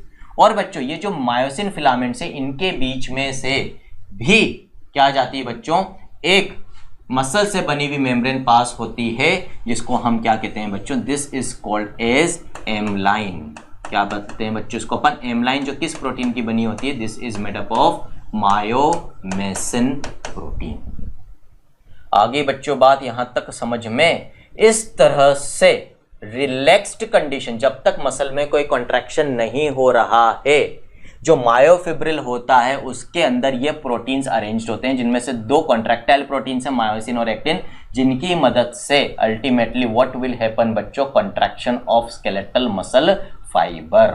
इस तरह से यहां पर रिलैक्स्ड कंडीशन, यहां पर जो अपन ने यहां पर स्ट्रक्चर बनाया, इसको लिख लो बच्चों, ये रिलैक्स्ड कंडीशन का है, रिलैक्स्ड कंडीशन। और ये स्ट्रक्चर है किसका बच्चों, डिटेल्ड स्ट्रक्चर है। इलेक्ट्रॉन माइक्रोस्कोप से जब अपन किसी मायोफिब्रिल को देखेंगे तो ये हमें ऐसा दिखेगा, उस मायोफिब्रिल के अंदर हमें ये सारे मायोसिन्स और एक्टिन्स देखने को मिलेंगे। अब यहां पर कौन कौन से स्ट्रक्चर्स अपन डिफाइन करते हैं बच्चों, वो यहां पर देख लो, कुछ यूनिट्स अपन डिफाइन करते हैं यहां पर, ठीक है।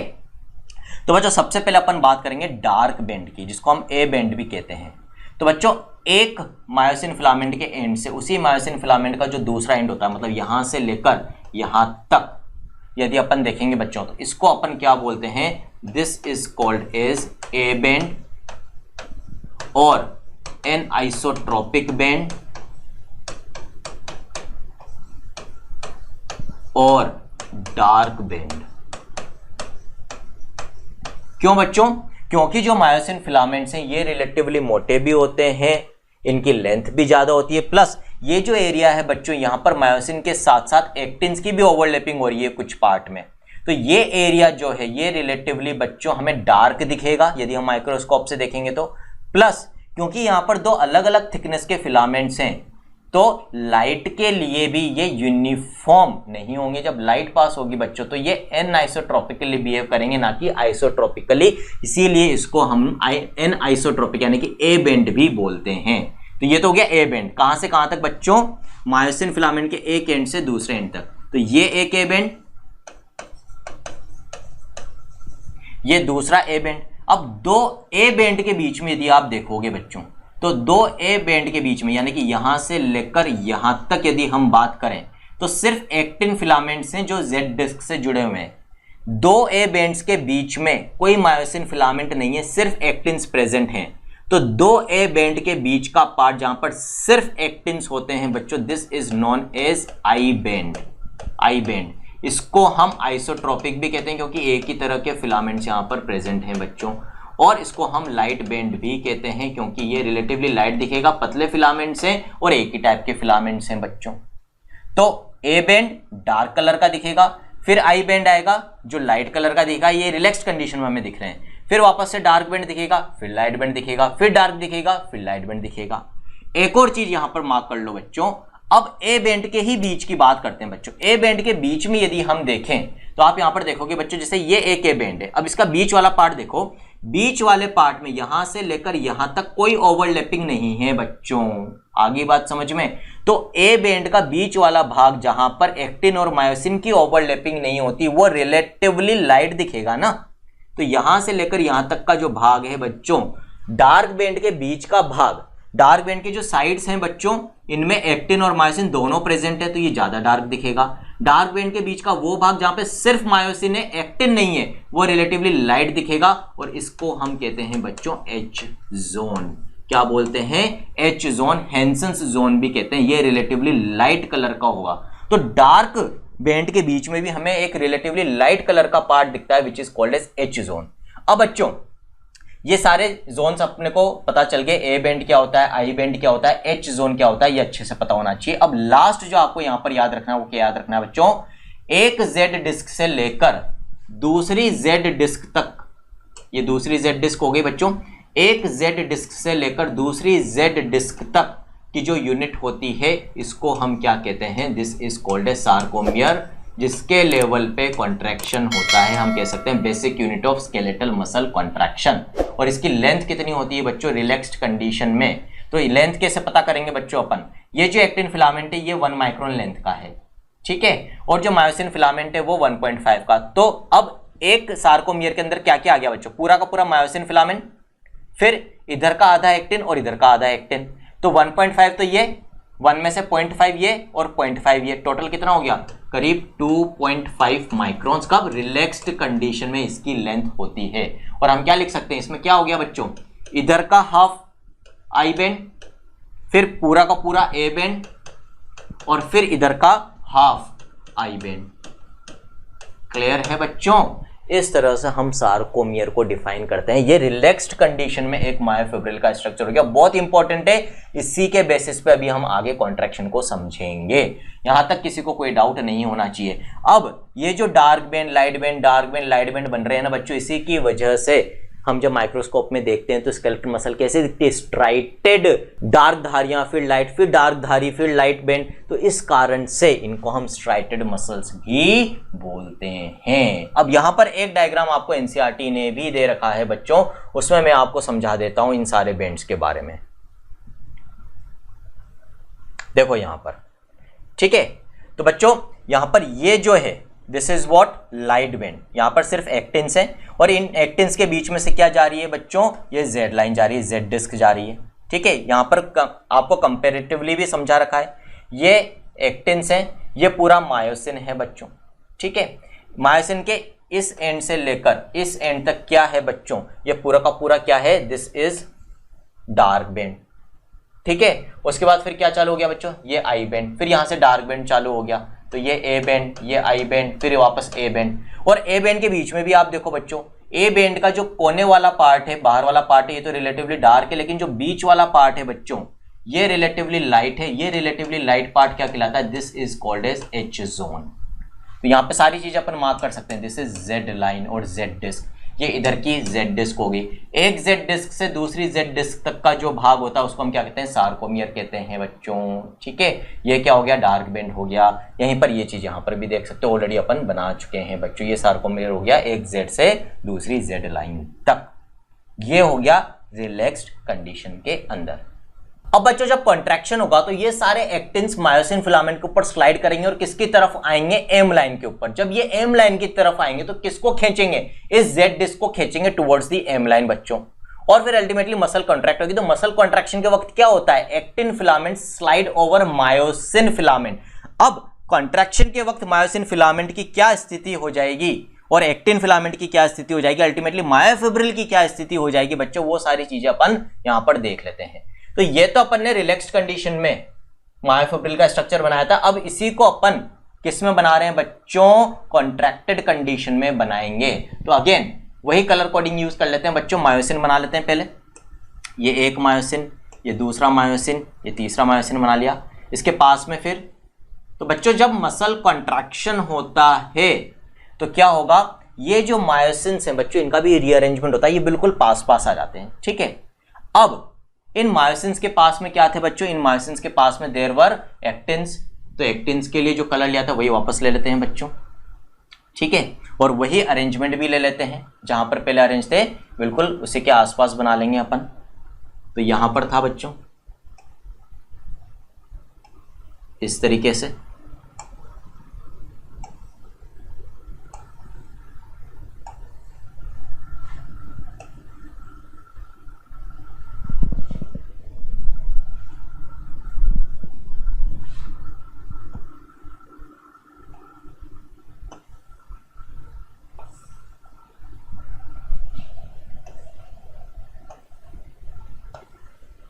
यहां पर। ठीक है बच्चों, अब यहां पर क्या हो रहा है बच्चों, जेड डिस्क बनाएंगे तब आपको समझ में आएगा। जेड डिस्क के लिए अपन जो कलर लिया था वही यहां पर भी ले लेंगे अभी अपन। चलो कोई बात नहीं, कलर में थोड़ा सा वो हो गया, उल्टा कर लेते हैं, कोई फर्क नहीं पड़ता।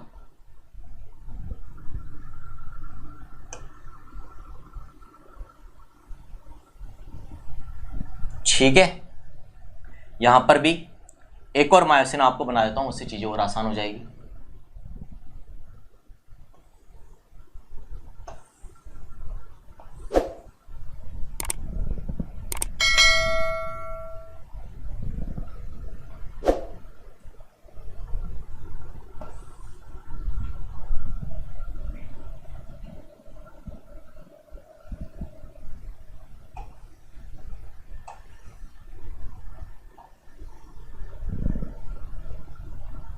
इनको भी अपन जोड़ देते हैं।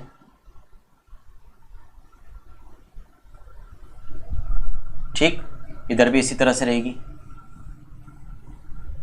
और इधर भी रहेगी। अब बच्चों अपने काम की चीज जो है वो ऑलरेडी बन चुकी है, एम लाइन बनानी बाकी है, एम लाइन भी बना लेते हैं। चलो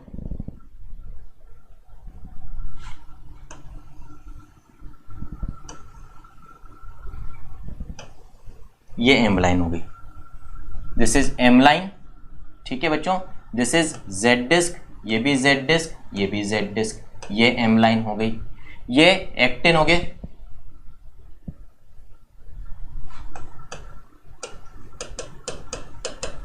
और जो डार्क कलर वाले हैं बच्चों, these are what, these are myosin. ये जो डायग्राम ये अपन ने बनाया किस फेज में बनाया बच्चों, दिस इज कॉन्ट्रैक्टेड फेज। अब कॉन्ट्रैक्टेड फेज में क्या हो रहा है बच्चों, जो एक्टिन फिलामेंट्स थे ये एक्टिन फिलामेंट्स किधर की तरफ स्लाइड हो रहे हैं, towards the M line. Myosin अपनी जगह है, एक्टिन से स्लाइड हो रहे हैं towards the M line. In fact ये एक दूसरे को क्रॉस भी कर सकते हैं बच्चों, एम लाइन को भी क्रॉस करके ओवरलैप हो सकते हैं यदि पूरा कॉन्ट्रैक्शन हो तो। ठीक है, अब जब ये एक्टिन फिलामेंट्स एम लाइन की तरफ स्लाइड करेंगे और मायोसिन भी अपने आप को रीअरेंज करेंगे तो अल्टीमेटली अब एक सार्कोमियर को आप देखो, क्योंकि सार्कोमियर के लेवल पे ही हम कॉन्ट्रैक्शन को डिफाइन करते हैं। एक सार्कोमियर था बच्चों एक जेड डिस्क से दूसरी जेड डिस्क के बीच में, फिर यहां से यहां पर ये दूसरा सार्कोमियर। अब दोनों सार्कोमियर को यदि आप देखेंगे बच्चों तो यहां पर आप क्या देखेंगे, मायोसिन के एक एंड से लेकर दूसरे एंड तक क्या होता है, ए बेंड। तो ये हो गया ए बेंड। लेकिन कॉन्ट्रैक्शन के वक्त क्या हो रहा है कि बिल्कुल जो जेड डिस्क थी जो एक्टिन्स को जोड़ती है वो मायोसिन्स के बिल्कुल पास में एंड्स तक आ चुकी है। तो इस जेड डिस्क के इधर एक मायोसिन का एंड खत्म हो रहा था और जेड डिस्क के जस्ट इधर दूसरे मायोसिन का एंड चालू हो गया बच्चों। इसका मतलब क्या हुआ, दो ए बेंड के बीच में जो स्पेस था वो बिल्कुल खत्म हो गया, यहां से दूसरा ए बेंड चालू हो गया, ये दूसरा ए बेंड। इसका मतलब ड्यूरिंग कॉन्ट्रैक्शन, जब कॉन्ट्रैक्शन होता है तो दो ए बेंड के बीच में, कौन सा बेंड था बच्चों, दो ए बेंड के बीच में था आई बेंड।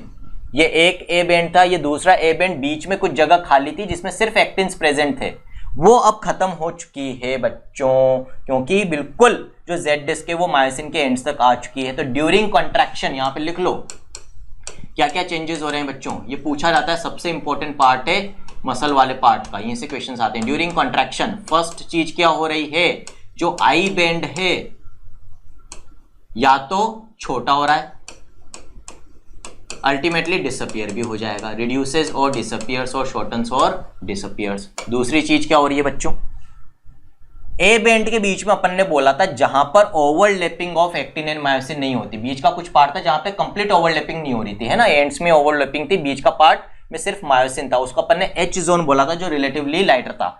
लेकिन जब कॉन्ट्रैक्शन होगा तो एक्टिन्स बिल्कुल एम लाइन तक पहुंच जाएंगे, तो बीच का जो नॉन ओवरलैपिंग पार्ट था वो भी ऑलमोस्ट खत्म हो जाएगा, यानी कि एच जोन जो है बच्चों दैट ऑल्सो डिसअपियर्स, वो भी खत्म हो जाएगा।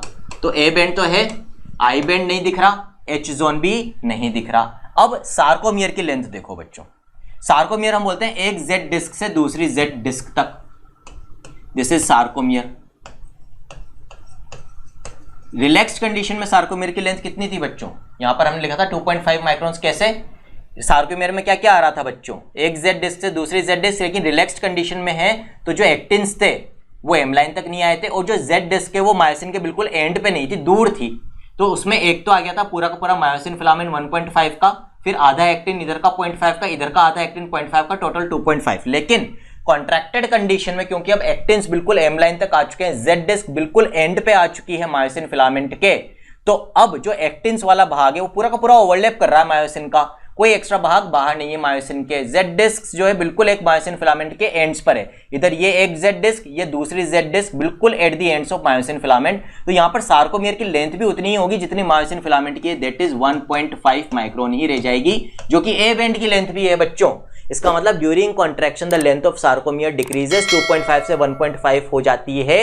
इसका मतलब डिक्रीमेंट कितना हुआ 40%, और कितनी रह गई ओरिजिनल की 60% रह गई। और जो चेंज सार्कोमियर के लेवल पे हो रहा है वो मसल के लेवल पे भी होगा, तो during contraction muscle length decreases, ठीक है। और फिर जब रिलैक्स होती है तो मसल लेंथ वापस से अपनी ओरिजिनल स्टेट में आ जाती है। ये होता है बच्चों during muscle contraction. Actin slides over myosin towards the M line and the muscle fibre shortens, क्योंकि मायोफिब्रिल शॉर्ट हो रहा है। क्यों? क्योंकि सार्कोमियर लेवल पे शॉर्टनिंग हो रही है। आई बेंड डिसअपियर हो जाता है, एच जोन डिसअपियर हो जाता है, ए बेंड वैसा का वैसा ही रहेगा। एक और चीज जो मैंने आपको बताई थी कि बच्चों ड्यूरिंग कॉन्ट्रैक्शन ये जो मायोसिन और एक्टिन प्रोटीन है जिनको हम कॉन्ट्रैक्टाइल प्रोटीन्स कह रहे हैं, ये खुद कॉन्ट्रैक्ट नहीं हो रहे। देखो एक्टिन की लेंथ भी उतनी है 1 माइक्रोन, मायोसिन की लेंथ भी उतनी है 1.5 माइक्रोन, फिर भी मसल कॉन्ट्रैक्ट हो रही है, इसीलिए इनको कॉन्ट्रैक्टाइल कहते हैं। खुद ये कॉन्ट्रैक्ट नहीं होते। तो यदि आपसे कहें कि भाई क्या लेंथ ऑफ मायोसिन और एक्टिन फिलामेंट में कोई चेंज आएगा? नहीं आएगा। किसकी लेंथ में चेंज आ रहा है? सार्कोमियर की लेंथ में कम आ रहा है। तो सार्कोमियर ड्यूरिंग कॉन्ट्रैक्शन कितना हो जाएगा बच्चों? 1.5 माइक्रोन रह जाएगा। There will be no change in the length of myosin filament and actin filament. ये चीज अच्छे से याद रख लेना। आ गई बात समझ में? तो ये बच्चों बहुत इंपॉर्टेंट पार्ट था इस चैप्टर का। अब बच्चों जो बच्चे अभी 11th में आए हैं उनके लिए तो कोर्स है बच्चों ब्रह्मोस। और मैं एक चीज कहूंगा, जितना जल्दी स्टार्ट कर दोगे तैयारी नीट की उतने ही ज्यादा चांसेस होंगे 12th के साथ सेलेक्ट होने के। बच्चों मैंने तो 9th में ही कर दी थी, तब जाके 12th के साथ एक बार में सिलेक्शन हुआ भी अच्छी रैंक के साथ। जितना जल्दी हम स्टार्ट कर देते हैं, यानी कि फर्स्ट सेकंड क्लास में जल्दी से, मतलब है कि हाँ कि भाई 9th क्लास में जो स्टार्ट कर देगा वो सबसे अच्छा टाइम होता है।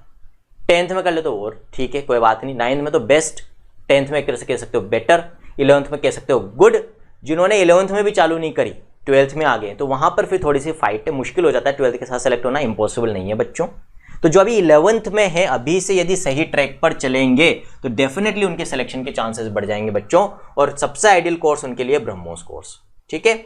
और जो बच्चे अभी 12th में आ गए हैं और किसी कारण से भाई या तो 11th वीक रह गई, 11th में आपकी चॉइस गलत हो गई थी जिस प्लेटफॉर्म को भी आपने चूज किया, तो फिर उनके लिए भी अभी गलती सुधारने का मौका है। वो कर सकते हैं प्रहार 2.0 कोर्स बच्चों, ठीक है। इसमें आपको कंप्लीट 11th और 12th का सिलेबस मिलेगा, लेकिन जो प्लानिंग दी जाएगी वो आपको दी जाएगी अकॉर्डिंग टू 12th। जो नया पैटर्न आया अभी टर्म 1 टर्म 2 उसके हिसाब से आपको बोर्ड्स के हिसाब से भी और नीट दोनों को आप अच्छी तरीके से हैंडल कर सको, दोनों में अच्छे मार्क्स लाओ, सिलेक्शन भी ले सको, बोर्ड में भी अच्छे मार्क्स ला सको, उस हिसाब से इसको प्लान किया गया है बच्चों, ठीक है। आगे बढ़ते हैं अब। तो एक बार एनसीईआरटी क्या कह रही है, मैंने तो आपको समझा ही दिया। अब एनसीईआरटी की भी जो भावना है उसको समझ लेते हैं, पढ़ लेते हैं बच्चों। तो भाई एनसीईआरटी क्या कहती है यहाँ पर? Each myofibril has alternate dark and light bands on it, है ना, बात हो गई। A detailed study of the myofibril has established that the striated appearance is due to the distribution pattern of two important proteins, actin and myosin. इसी वजह से ये dark और लाइट बैंड्स दिखते हैं। The light bands contain actin. Light bands में सिर्फ और सिर्फ एक्टिन होता है बच्चों, उसको मार्क कर लो। And is called I band और isotropic band, whereas the dark band called A band और anisotropic band contains what? दोनों होंगे बच्चों। जो A band था उसमें दोनों थे, myosin भी था और एक्टिन भी था, ध्यान रखना। Both the proteins, यहाँ पर सिर्फ myosin लिख रखा है एनसीईआरटी, लेकिन एक्टिन भी था। Both the proteins are arranged as rod-like structures parallel to each other and also to the longitudinal axis of the myofibril. एक दूसरे के पैरेलल है और मसल फाइबर की भी लॉन्ग एक्सिस के पैरेलल होते हैं। ये इंपॉर्टेंट लाइन है, मार्क कर लो बच्चों इसको। एक्टिन फिलामेंट्स आर थिनर, ये बता दिया, 60 एंगस्ट्रॉम की थिकनेस होती है, जबकि मायोसिन की 120 angstrom as compared to the myosin filaments, hence are commonly called thin and thick filaments respectively. तो एक्टिन को तो हम कहते हैं थिन फिलामेंट और बच्चों जो मायोसिन होता है उसको हम कहते हैं थिक फिलामेंट, रेस्पेक्टिवली कर लो यहाँ पर ताकि याद रहेगा। Actin thin, myosin thick. In the centre of the each I band is an elastic fibre called Z-line which bisects it, बता दिया किसकी बनी होती है? एक्टिन। इनकी the thin filaments are firmly attached to the Z-line. The thick filaments in the A band are also held together in the middle by M line. बता दिया बच्चों, the A and I bands are arranged alternately through out the length of the myofibrils. The portion of the myofibril between two successive Z lines is considered, ये mark कर लो, as the functional unit of contraction, basic unit of contraction called as sarcomere.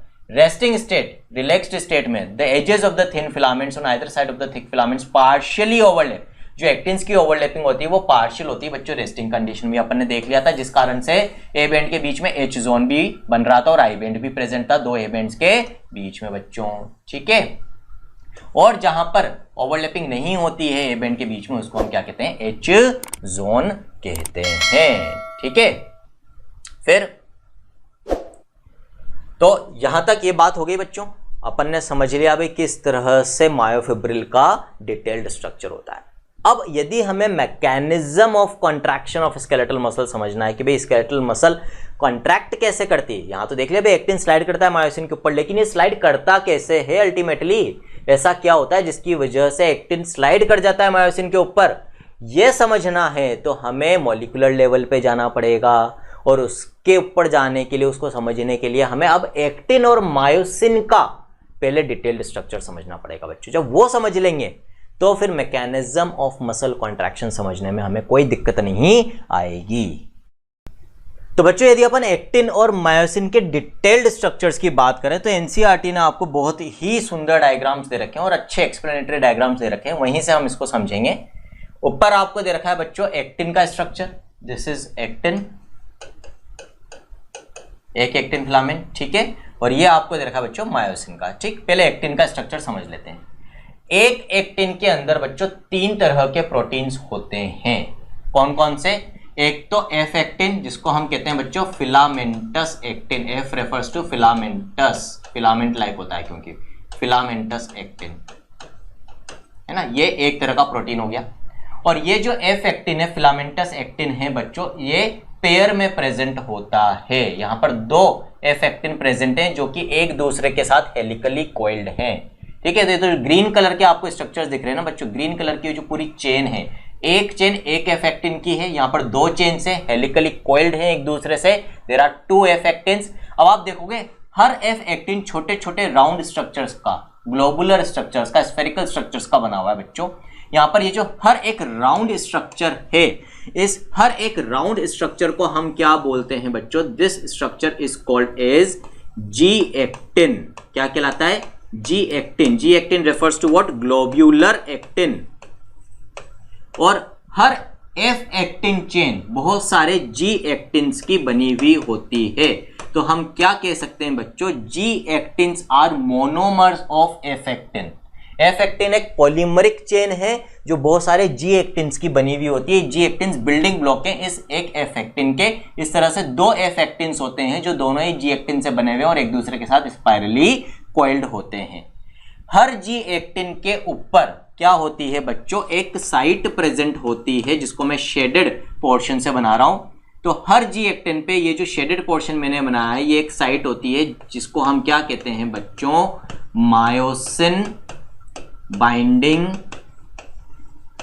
Site, या इसको हम active site भी कहते हैं। ये वो जगह है जहां पर कौन जुड़ेगा बच्चों, मायोसिन फिलामेंट अटैच होता है। कैसे होता है अभी अपन आगे देखेंगे, ठीक है। जब तक इन जी एक्टिन्स की इस एक्टिव साइट पर मायोसिन नहीं जुड़ेगा, sliding of actin over myosin will not take place, contraction will not occur. इसका मतलब क्या हुआ, रेस्टिंग कंडीशन में ये वाली साइट फ्री रहती है, इस पर मायोसिन नहीं जुड़ा रहता। और जब कॉन्ट्रैक्शन होता है तो उसके लिए इस साइट पर पहले मायोसिन का जुड़ना जरूरी है। जब मायोसिन एक साथ जुड़ जाता है तो उसको हम कहते हैं कि भाई क्रॉस ब्रिज बन गया बिटवीन एक्टिन एंड मायोसिन, और उसके बाद ही sliding of actin over myosin होती है और कॉन्ट्रैक्शन होता है बच्चों। यहां तक क्लियर है। तो एफ एक्टिन्स दो होंगे हर एक्टिन के अंदर, स्पाइरली कॉइल्ड। हर एफ एक्टिन किसका बना होता है, जी एक्टिन्स का। हर जी एक्टिन पे क्या होती है, एक एक्टिव साइट यानी कि मायोसिन बाइंडिंग साइट। दूसरा प्रोटीन जो प्रेजेंट होता है बच्चों हर एक्टिन के अंदर, वो होता है ट्रोपोमायोसिन, जो यहां पर ब्राउन कलर की रस्सी के फॉर्म में आपको दिखा रखा है बच्चों। अगेन थ्रेड लाइक प्रोटीन है, पेयर में प्रेजेंट है, तो यहां पर भी दो ट्रोपोमायोसिन फाइबर्स होंगे बच्चों। और क्या खास बात है बच्चों, आप देखोगे ये जो ट्रोपोमायोसिन है किसके ऊपर से निकल रहा है बच्चों, जी एक्टिन्स के ऊपर, यानी कि एफ एक्टिन्स के बिल्कुल साथ साथ चलता है। मान लो यदि ये एफ एक्टिन है तो ये ट्रोपोमायोसिन और बिल्कुल इसके ऊपर से होता हुआ निकलेगा।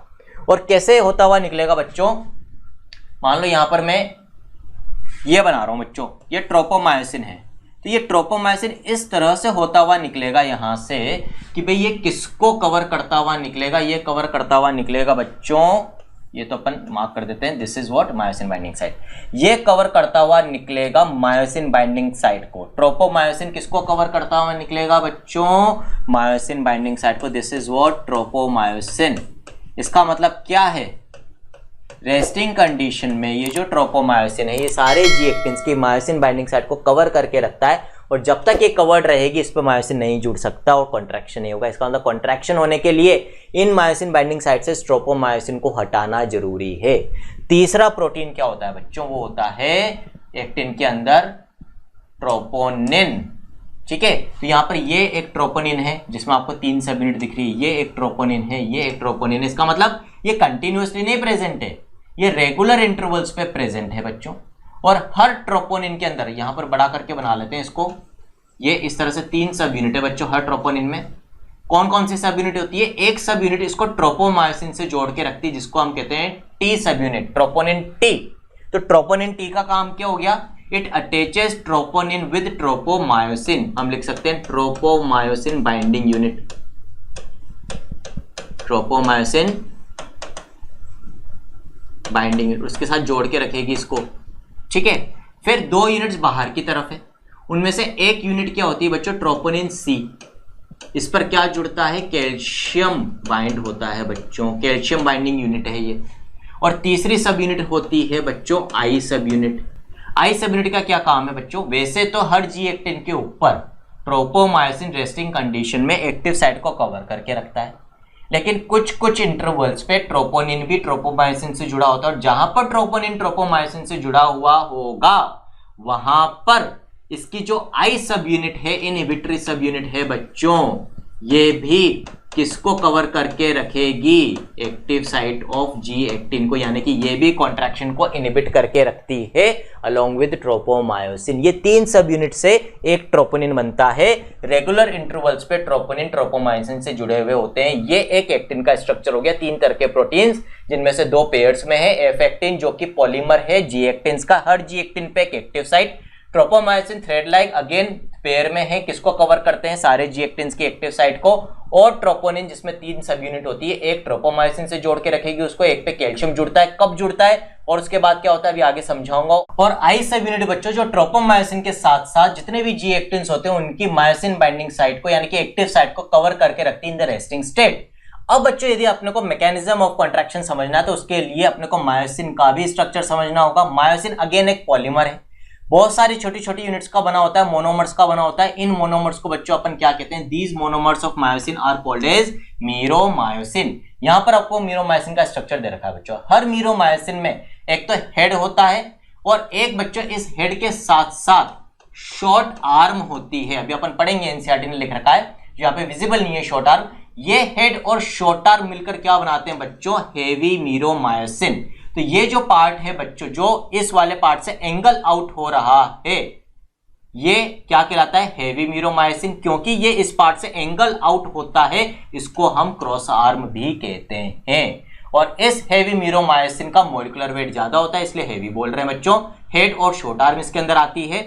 और जो रिमेनिंग टेल वाला पार्ट है बच्चों, इसको हम कहते हैं लाइट मीरोमायोसिन, यानी कि LMM।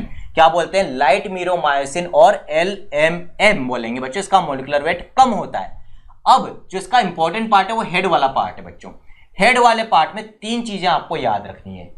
एक साइड किस चीज के लिए होती है बच्चों, एक्टिन बाइंडिंग साइट। नाम से पता चल रहा है कि जी एक्टिन के ऊपर जो मायोसिन बाइंडिंग साइट थी, यानी कि एक्टिव साइट, उसके साथ ये अटैच होकर क्या बनाती है, क्रॉस ब्रिज बनाती है बच्चों। जब ये दोनों जुड़ जाएंगे तो क्रॉस ब्रिज बन जाएगा। दूसरी साइड क्या होती है मीरोमायोसिन पे, एटीपी बाइंडिंग साइट होती है बच्चों।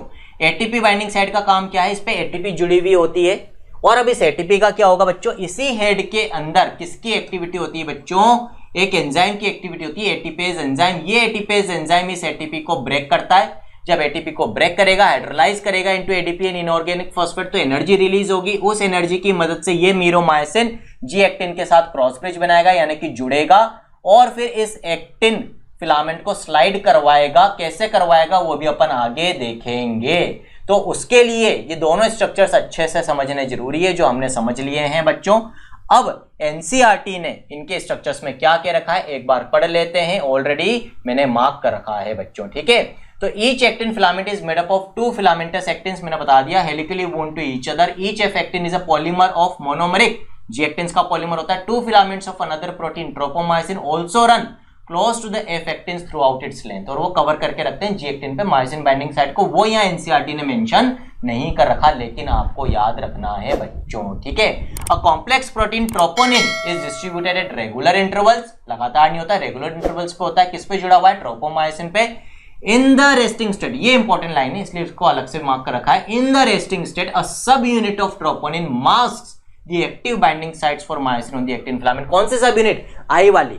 अब यहाँ एनसीईआरटी ने गलती क्या करी भाई, मास्किंग तो दोनों कर रहे हैं ट्रोपोमायोसिन और ट्रोपोनिन, लेकिन सिर्फ ट्रोपोनिन के लिए मेंशन करा है, ट्रोपोमायोसिन के लिए नहीं। ये चीज आपको याद रखनी है। यदि दोनों दे रखे हैं मास्किंग के लिए तो फिर दोनों ही आंसर में जाएंगे, लेकिन एक चूज करना होगा। तो क्योंकि एनसीईआरटी ने ट्रोपोनिन को इंपॉर्टेंस दे रखी है तो फिर हम एक आंसर के लिए ट्रोपोनिन को चूज करेंगे।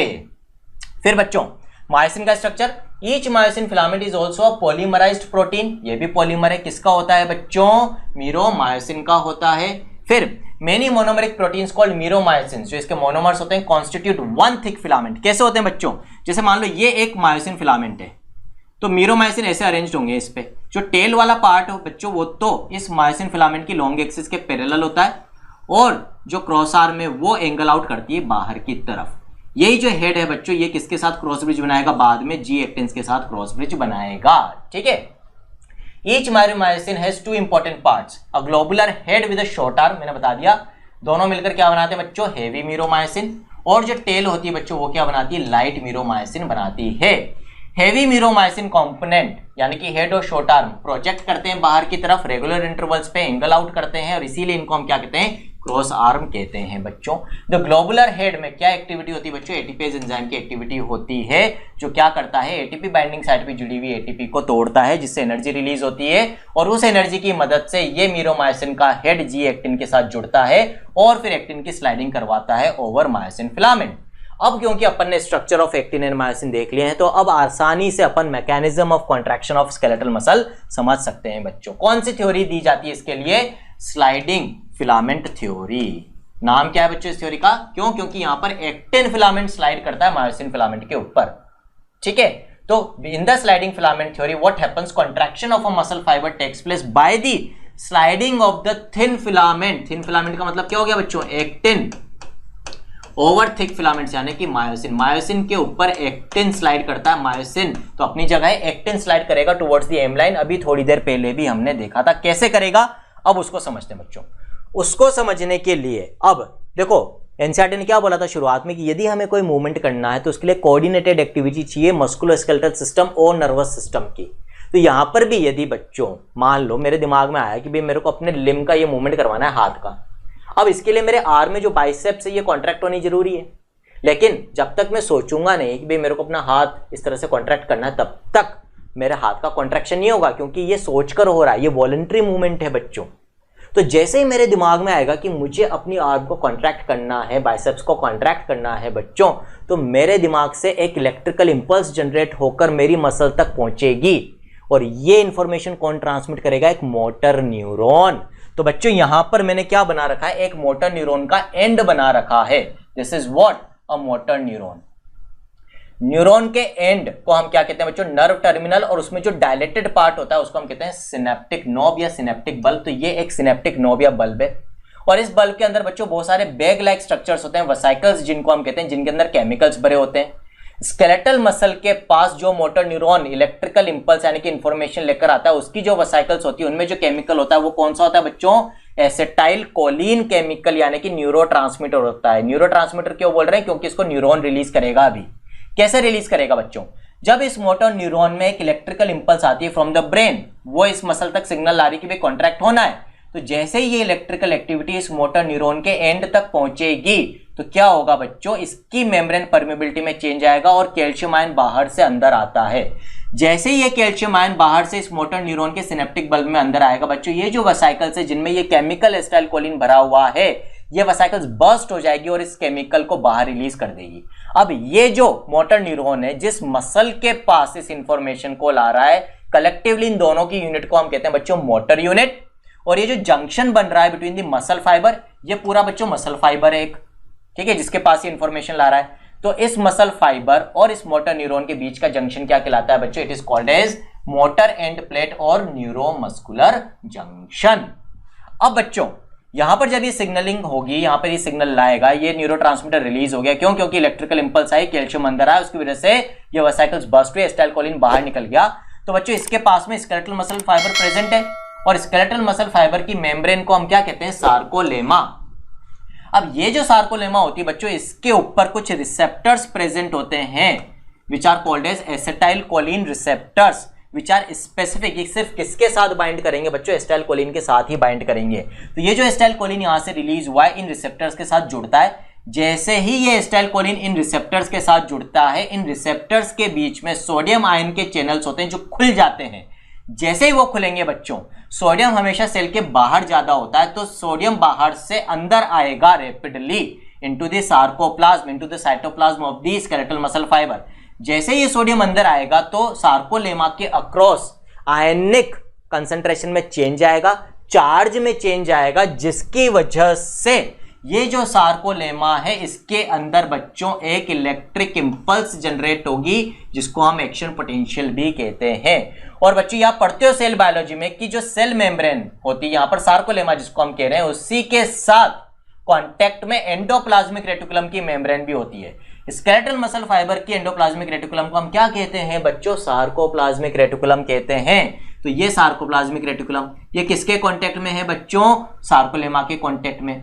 और जो इलेक्ट्रिकल एक्टिविटी सार्कोलेमा में जनरेट होएगी, क्योंकि अब सार्कोप्लाज्मिक रेटिकुलम की मेम्ब्रेन सार्कोलेमा के कांटेक्ट में है बच्चों, तो यही इलेक्ट्रिकल एक्टिविटी किसमें स्प्रेड होगी बच्चों? अब सार्कोप्लाज्मिक रेटिकुलम की मेम्ब्रेन में भी स्प्रेड होगी। और जैसे ही एक्टिविटी इसमें स्प्रेड होती है, हमें पता है, हमने पढ़ लिया है कि जो सार्कोप्लाज्मिक रेटिकुलम है that is store house of calcium ion. तो बच्चों इस सार्कोप्लाज्मिक रेटिकुलम से कैल्शियम निकलकर किसमें आएगा? सार्कोप्लाज्म में आएगा, यानी कि cytoplasm of the skeletal muscle fibre. और शुरुआत में मैंने आपको बताया था कि ये जो सार्कोप्लाज्म है इसमें क्या पड़े हुए हैं बच्चों? बहुत सारे पैरेलली अरेंज्ड मायोफिब्रिल्स जो मायोसिन और एक्टिन के बने हुए होते हैं। तो यहां तक आया नहीं आया समझ में कि इलेक्ट्रिकल एक्टिविटी आई मोटर न्यूरॉन से, मोटर न्यूरॉन से एसिटाइलकोलिन रिलीज हुआ, एसिटाइलकोलिन सार्कोलेमा पे प्रेजेंट एसिटाइलकोलिन रिसेप्टर से जुड़ा, जिसकी वजह से सार्कोलेमा में एक इलेक्ट्रिकल एक्टिविटी जनरेट हुई, ये सार्कोप्लाज्मिक रेटिकुलम में स्प्रेड हुई, उनसे कैल्शियम आयन रिलीज हुआ into the cytoplasm of the skeletal muscle fibre, यानी कि सार्कोप्लाज्म में। सार्कोप्लाज्म में मायोफिब्रिल्स पड़े हुए हैं बच्चों, ये किसके बने हुए हैं? एक्टिन और मायोसिन के। और एक्टिन 3 प्रोटीन्स का बनता है, F actin, tropomyosin, troponin. Troponin के पास एक सब यूनिट होती है सी सब यूनिट, जिसके ऊपर ये कैल्शियम जो रिलीज हुआ है अब जुड़ेगा। अब बच्चों आप इसको कैसे समझोगे? ऐसे समझो कि मान लो ये तो है एफ एक्टिन, ट्रोपोमायोसिन है, ट्रोपोमायोसिन ने एफ एक्टिन को कवर कर रहा है रेस्टिंग स्टेट में, इसलिए अभी कॉन्ट्रैक्शन नहीं हो रहा क्योंकि सारी एक्टिव साइट्स कवर्ड है। और ट्रोपोमायोसिन से थोड़ी थोड़ी दूरी पर ट्रोपोनिन जुड़ा हुआ है। अब ये जो कैल्शियम आयन रिलीज हुआ, ये ट्रोपोनिन के बाहर जो ट्रोपोनिन सी सब यूनिट है उससे आकर जुड़ेगा। ये ट्रोपोनिन है बच्चों, ये ट्रोपोमायोसिन से जुड़ा हुआ है, ट्रोपोमायोसिन ने एफ एक्टिन को कवर कर रखा है। जैसे ही कैल्शियम इस ट्रोपोनिन से जुड़ेगा, इस ट्रोपोनिन में कन्फर्मेशनल चेंज, स्ट्रक्चरल चेंज होगा, जिसकी वजह से सारे ट्रोपोनिन्स बाहर की तरफ जाएंगे। अब बच्चों ट्रोपोनिन्स बाहर की तरफ रोटेट हो रहे हैं, तो ट्रोपोनिन्स ट्रोपोमायोसिन से जुड़े हुए हैं, तो जब ये रोटेट होंगे बाहर की तरफ तो ट्रोपोमायोसिन को भी बाहर की तरफ लेकर जाएंगे। और जब ट्रोपोमायोसिन बाहर की तरफ जाएगा तो किससे दूर जा रहा है? एफ एक्टिन से। जैसे ये दूर जाएगा एफ एक्टिन के सरफेस पे जितनी भी क्या थी बच्चों जी एक्टिन्स पे myosin binding sites, active sites, वो सब एक्सपोज हो जाएगी, सब खुल जाएगी, सबकी अनमास्किंग हो जाएगी, सब अनकवर हो जाएगी बच्चों। जैसे ही ये एक्टिव साइट्स अनकवर होगी तो क्या होगा बच्चों? अपन ने जो मीरोमाइसिन का हेड पढ़ा था बच्चों, इसमें जो एटीपेज एंजाइम होता है ये एक्टिवेट हो जाएगा और इस एटीपी बाइंडिंग साइट पे जुड़ी हुई एटीपी को तोड़ देगा एडीपी और इनऑर्गेनिक फॉस्फेट में और उससे एनर्जी रिलीज होगी। और उससे जो एनर्जी रिलीज होगी उसका यूज करते हुए ये मीरोमायोसिन का हेड जिसपे एक्टिन बाइंडिंग साइट थी, जी एक्टिन की मायोसिन बाइंडिंग साइट से जुड़ जाएगा बच्चों। दोनों के बीच में एक अटैचमेंट हो जाएगा जिसको हम कहेंगे क्रॉस ब्रिज फॉर्मेशन। बन गया। कैसे बना? With the help of energy release from ATP. किसमें टूट गई? एडीपी और इनऑर्गेनिक फॉस्फेट में। और इसी एनर्जी को यूज करते हुए बच्चों यहां क्रॉस ब्रिज बन गया। देखो यहां पे मैंने मायोसिन फिलामेंट बना रखा है, बीच में हेमलाइन, ये एक्टिन है बच्चों। एक्टिन में बहुत सारे जी एक्टिन्स हैं। एटीपी टूटी, एटीपी से एनर्जी रिलीज हुई, क्रॉस ब्रिज बना। अब ये जो हेड है ना बच्चों मीरोमायोसिन का, ये इस तरह से मूवमेंट करेगा इधर की तरफ, इधर वालों का इधर की तरफ मूवमेंट करेगा इस तरह से। और किसको किधर शिफ्ट करेंगे? जी एक्टिन्स को एम लाइन की तरफ। तो एक बार जब एनर्जी रिलीज हुई तो क्रॉस ब्रिज बना, ये इधर धक्का देगा जी एक्टिन को। अब इस बार की एनर्जी तो आ गई काम में। अब क्या होगा बच्चों? अगले जी एक्टिन से जुड़ के फिर उसको धक्का देना है इधर, तो उसके लिए पहले ये क्रॉस ब्रिज टूटना जरूरी है। तो पिछली एटीपी तो एडीपी इनऑर्गेनिक फॉस्फेट में टूट गई थी, एनर्जी रिलीज हुई, उसकी मदद से क्रॉस ब्रिज बना, धक्का दिया जी एक्टिन को। अब नई एटीपी आकर जुड़ेगी यहां पर, एडीपी इनऑर्गेनिक फॉस्फेट हट जाएंगे यहां से। जैसे ही नई एटीपी जुड़ेगी ये क्रॉस ब्रिज टूटेगा, ये फिर से अपनी ओरिजिनल पोजीशन में आएगा, अगले जी एक्टिन से जुड़ेगा, फिर उसको धक्का देगा। इस तरह से बच्चों ये जो एक्टिन है किधर सरकता जाएगा, किधर शिफ्ट होता जाएगा? Towards the M line.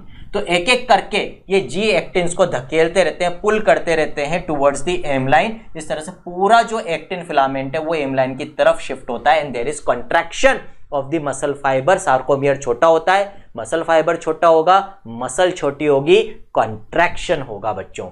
और ये साइकिल तब तक चलती रहेगी जब तक कि मोटर न्यूरॉन से सिग्नल आ रहा है, जब तक कि एसिटाइलकोलिन रिलीज हो रहा है, रिसेप्टर से जुड़ रहा है, इलेक्ट्रिकल एक्टिविटी जनरेट हो रही है, कैल्शियम निकल रहा है। जब बच्चों सिग्नलिंग रुक जाएगी कि भाई अब कॉन्ट्रैक्शन की जरूरत नहीं है, दिमाग ने कह दिया, तो बच्चों यहां पर ये इलेक्ट्रिकल एक्टिविटी नहीं होगी तो फिर ये एसिटाइलकोलिन रिलीज होना बंद हो जाएगा। तो नया एसिटाइलकोलिन तो आ नहीं रहा, पुराने एसिटाइलकोलिन का क्या होगा जो जुड़ा हुआ है बच्चों, उसको इस जंक्शन में प्रेजेंट एक एंजाइम होता है एसिटाइलकोलिन एस्टरेज, वो ब्रेक डाउन करके खत्म कर देता है। तो पुराना वाला एसिटाइलकोलिन भी खत्म हो गया। अब वो खत्म हो गया तो सोडियम की एंट्री बंद, यहां पर इलेक्ट्रिकल एक्टिविटी खत्म मसल फाइबर के अंदर, ये इलेक्ट्रिकल एक्टिविटी खत्म तो कैल्शियम फिर से किस में जाने लग जाएगा? सार्कोप्लाज्मिक रेटिकुलम में। कैल्शियम फिर से सार्कोप्लाज्मिक रेटिकुलम में जाएगा तो किससे अलग हो जाएगा? ट्रोपोनिन से। ट्रोपोनिन से अलग होगा तो ट्रोपोनिन फिर से अपनी ओरिजिनल पोजीशन में आ जाएगा, यानी कि there will be masking of active sites of actin again, यानी कि क्रॉस ब्रिज टूट जाएगा, अब वापस से नहीं बन पाएगा। वापस से बनना है तो ये पूरा इवेंट वापस से होना जरूरी है। इस तरह से वापस से मसल रिलैक्स्ड कंडीशन में आ जाती है बच्चों। आगे बात समझ में? तो एक बार अब अपन देख लेते हैं भाई एनसीईआरटी क्या कह रही है। आपको पूरा जो मैकेनिज्म है मैंने समझा दिया, समझ में आ जाएगा बच्चों। तो स्लाइडिंग फिलामेंट थ्योरी क्यों बोला था? क्योंकि एक्टिन स्लाइड करता है मायोसिन पे। कैसे करता है बच्चों? तो muscle contraction is initiated by signal send by the central nervous system. Motor neuron के थ्रू सिग्नल आएगा। Motor neuron along with the muscle fibre connected to its constitute a motor न्यूरिड, बता दिया बच्चों। The junction between a motor neuron and the sarcolemma of the muscle fibre is called the neuromuscular junction और motor end plate. A neural signal reaching this junction releases a neurotransmitter acetylcholine which generates an action potential. Action potential का मतलब बच्चों electric impulse होता है in the sarcolemma. बता दिया मैंने आपको, मोटर न्यूरॉन से जो सिग्नल आएगा वो अल्टीमेटली सार्कोलेमा में इलेक्ट्रिक इंपल्स जनरेट करता है। किसकी मदद से? एसिटाइलकोलिन न्यूरोट्रांसमीटर की मदद से। This spreads through the muscle fibre and causes the release of calcium ions into the sarcoplasm. क्यों? क्योंकि ये इलेक्ट्रिक इंपल्स सार्कोप्लाज्मिक रेटिकुलम में जाएगी जो फिर कैल्शियम रिलीज करेगा सार्कोप्लाज्म में। Increase in calcium ion level leads to the binding of calcium with a subunit of troponin. कौन से सबयूनिट बच्चों? Troponin C subunit, and thereby remove the masking of the active sites for myosin. Masking हट जाएगी। कैसे हटेगी समझा दिया। Utilising the energy from ATP. अब जैसे ही ये मास्किंग हटेगी बच्चों, यहां पर एनसीईआरटी ने मेंशन नहीं कर रखा, जैसे ही ये अनमास्किंग होती है मायोसिन के हेड में जो एटीपेज एंजाइम है वो एक्टिवेट होगा, एटीपी को तोड़ेगा, हाइड्रोलाइसिस करेगा एटीपी का, और जो एनर्जी रिलीज होगी उसकी मदद से the myosin head now binds to the exposed active sites on active to form a cross bridge. Cross bridge बन जाएगा बच्चों। तो देखो यहां पर देखो क्या हो रहा है, जो एटीपी थी यहां पर उसको हाइड्रोलाइज कर दिया एडीपी और इनऑर्गेनिक फॉस्फेट में। जैसे इससे एनर्जी रिलीज होगी, ये जो मायोसिन का हेड है ये एक्टिन के साथ क्रॉस ब्रिज बनाएगा, बन गया क्रॉस ब्रिज। इसी एनर्जी की मदद से बच्चों अब ये हेड इस तरह से मूवमेंट करेगा।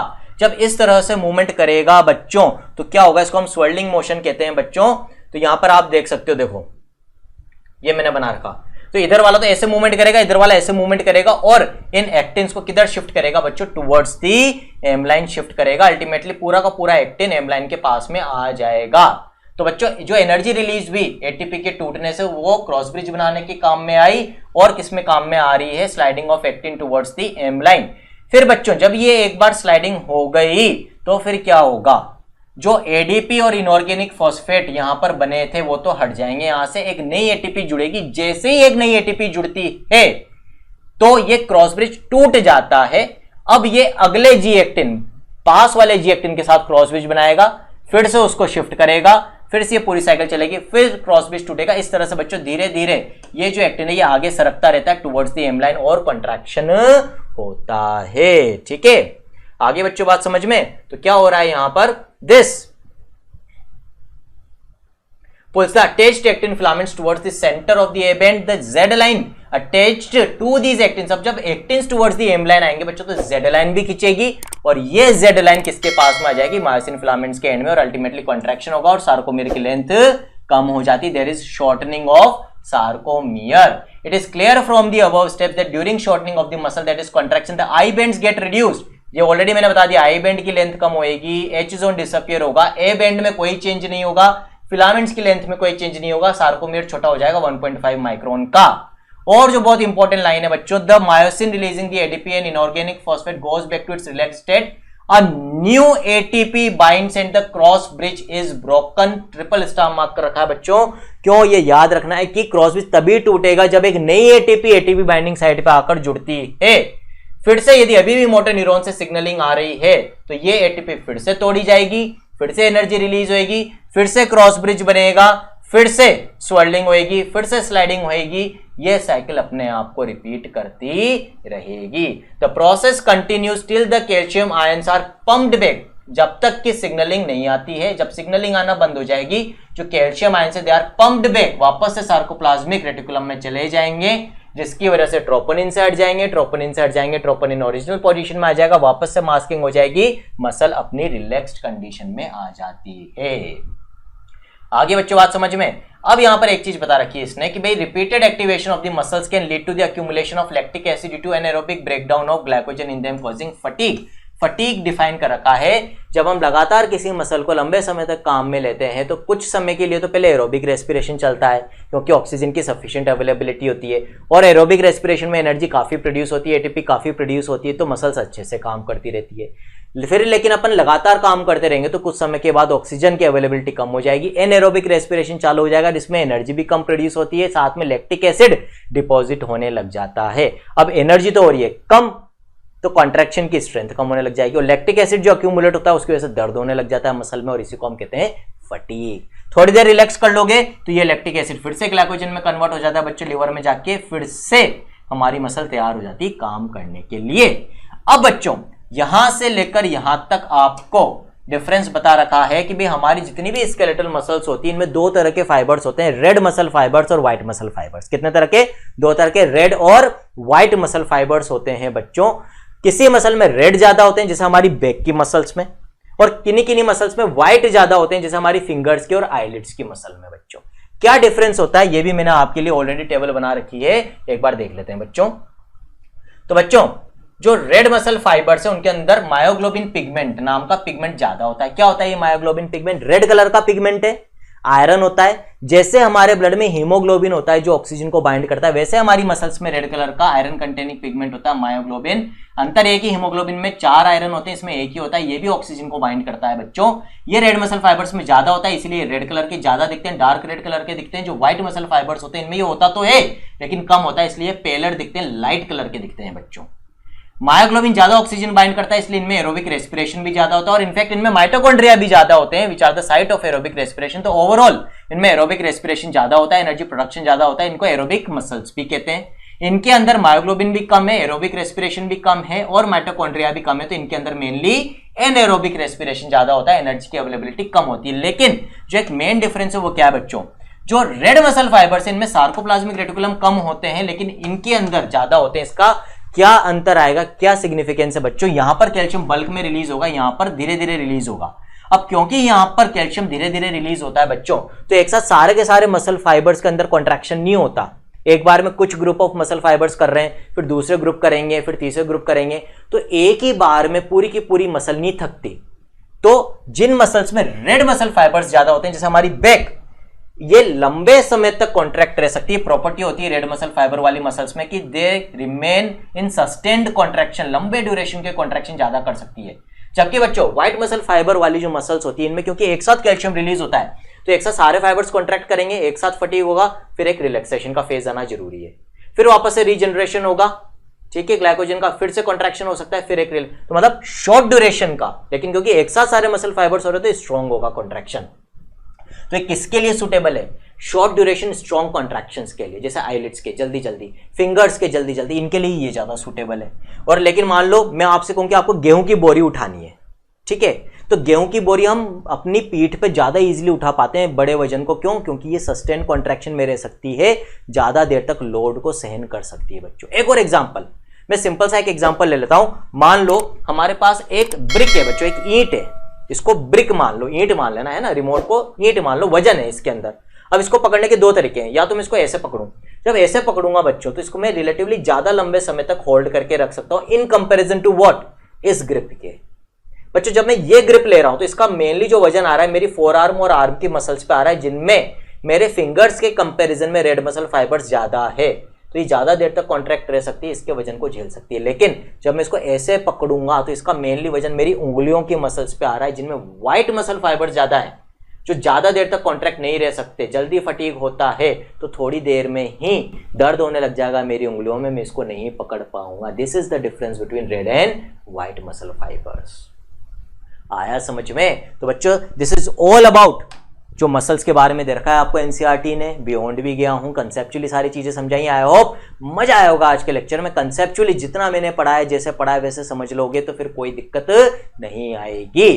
कल हम पढ़ेंगे स्केलेटल सिस्टम और लास्ट में disorders of the musculoskeletal system. Till then मेहनत में लगे रहो बच्चों, मेहनत का कोई विकल्प नहीं होता है। आज के लिए इतना ही बच्चों। This is all for today from your friend, mentor and motivator doctor Anshuman signing off. Thank you.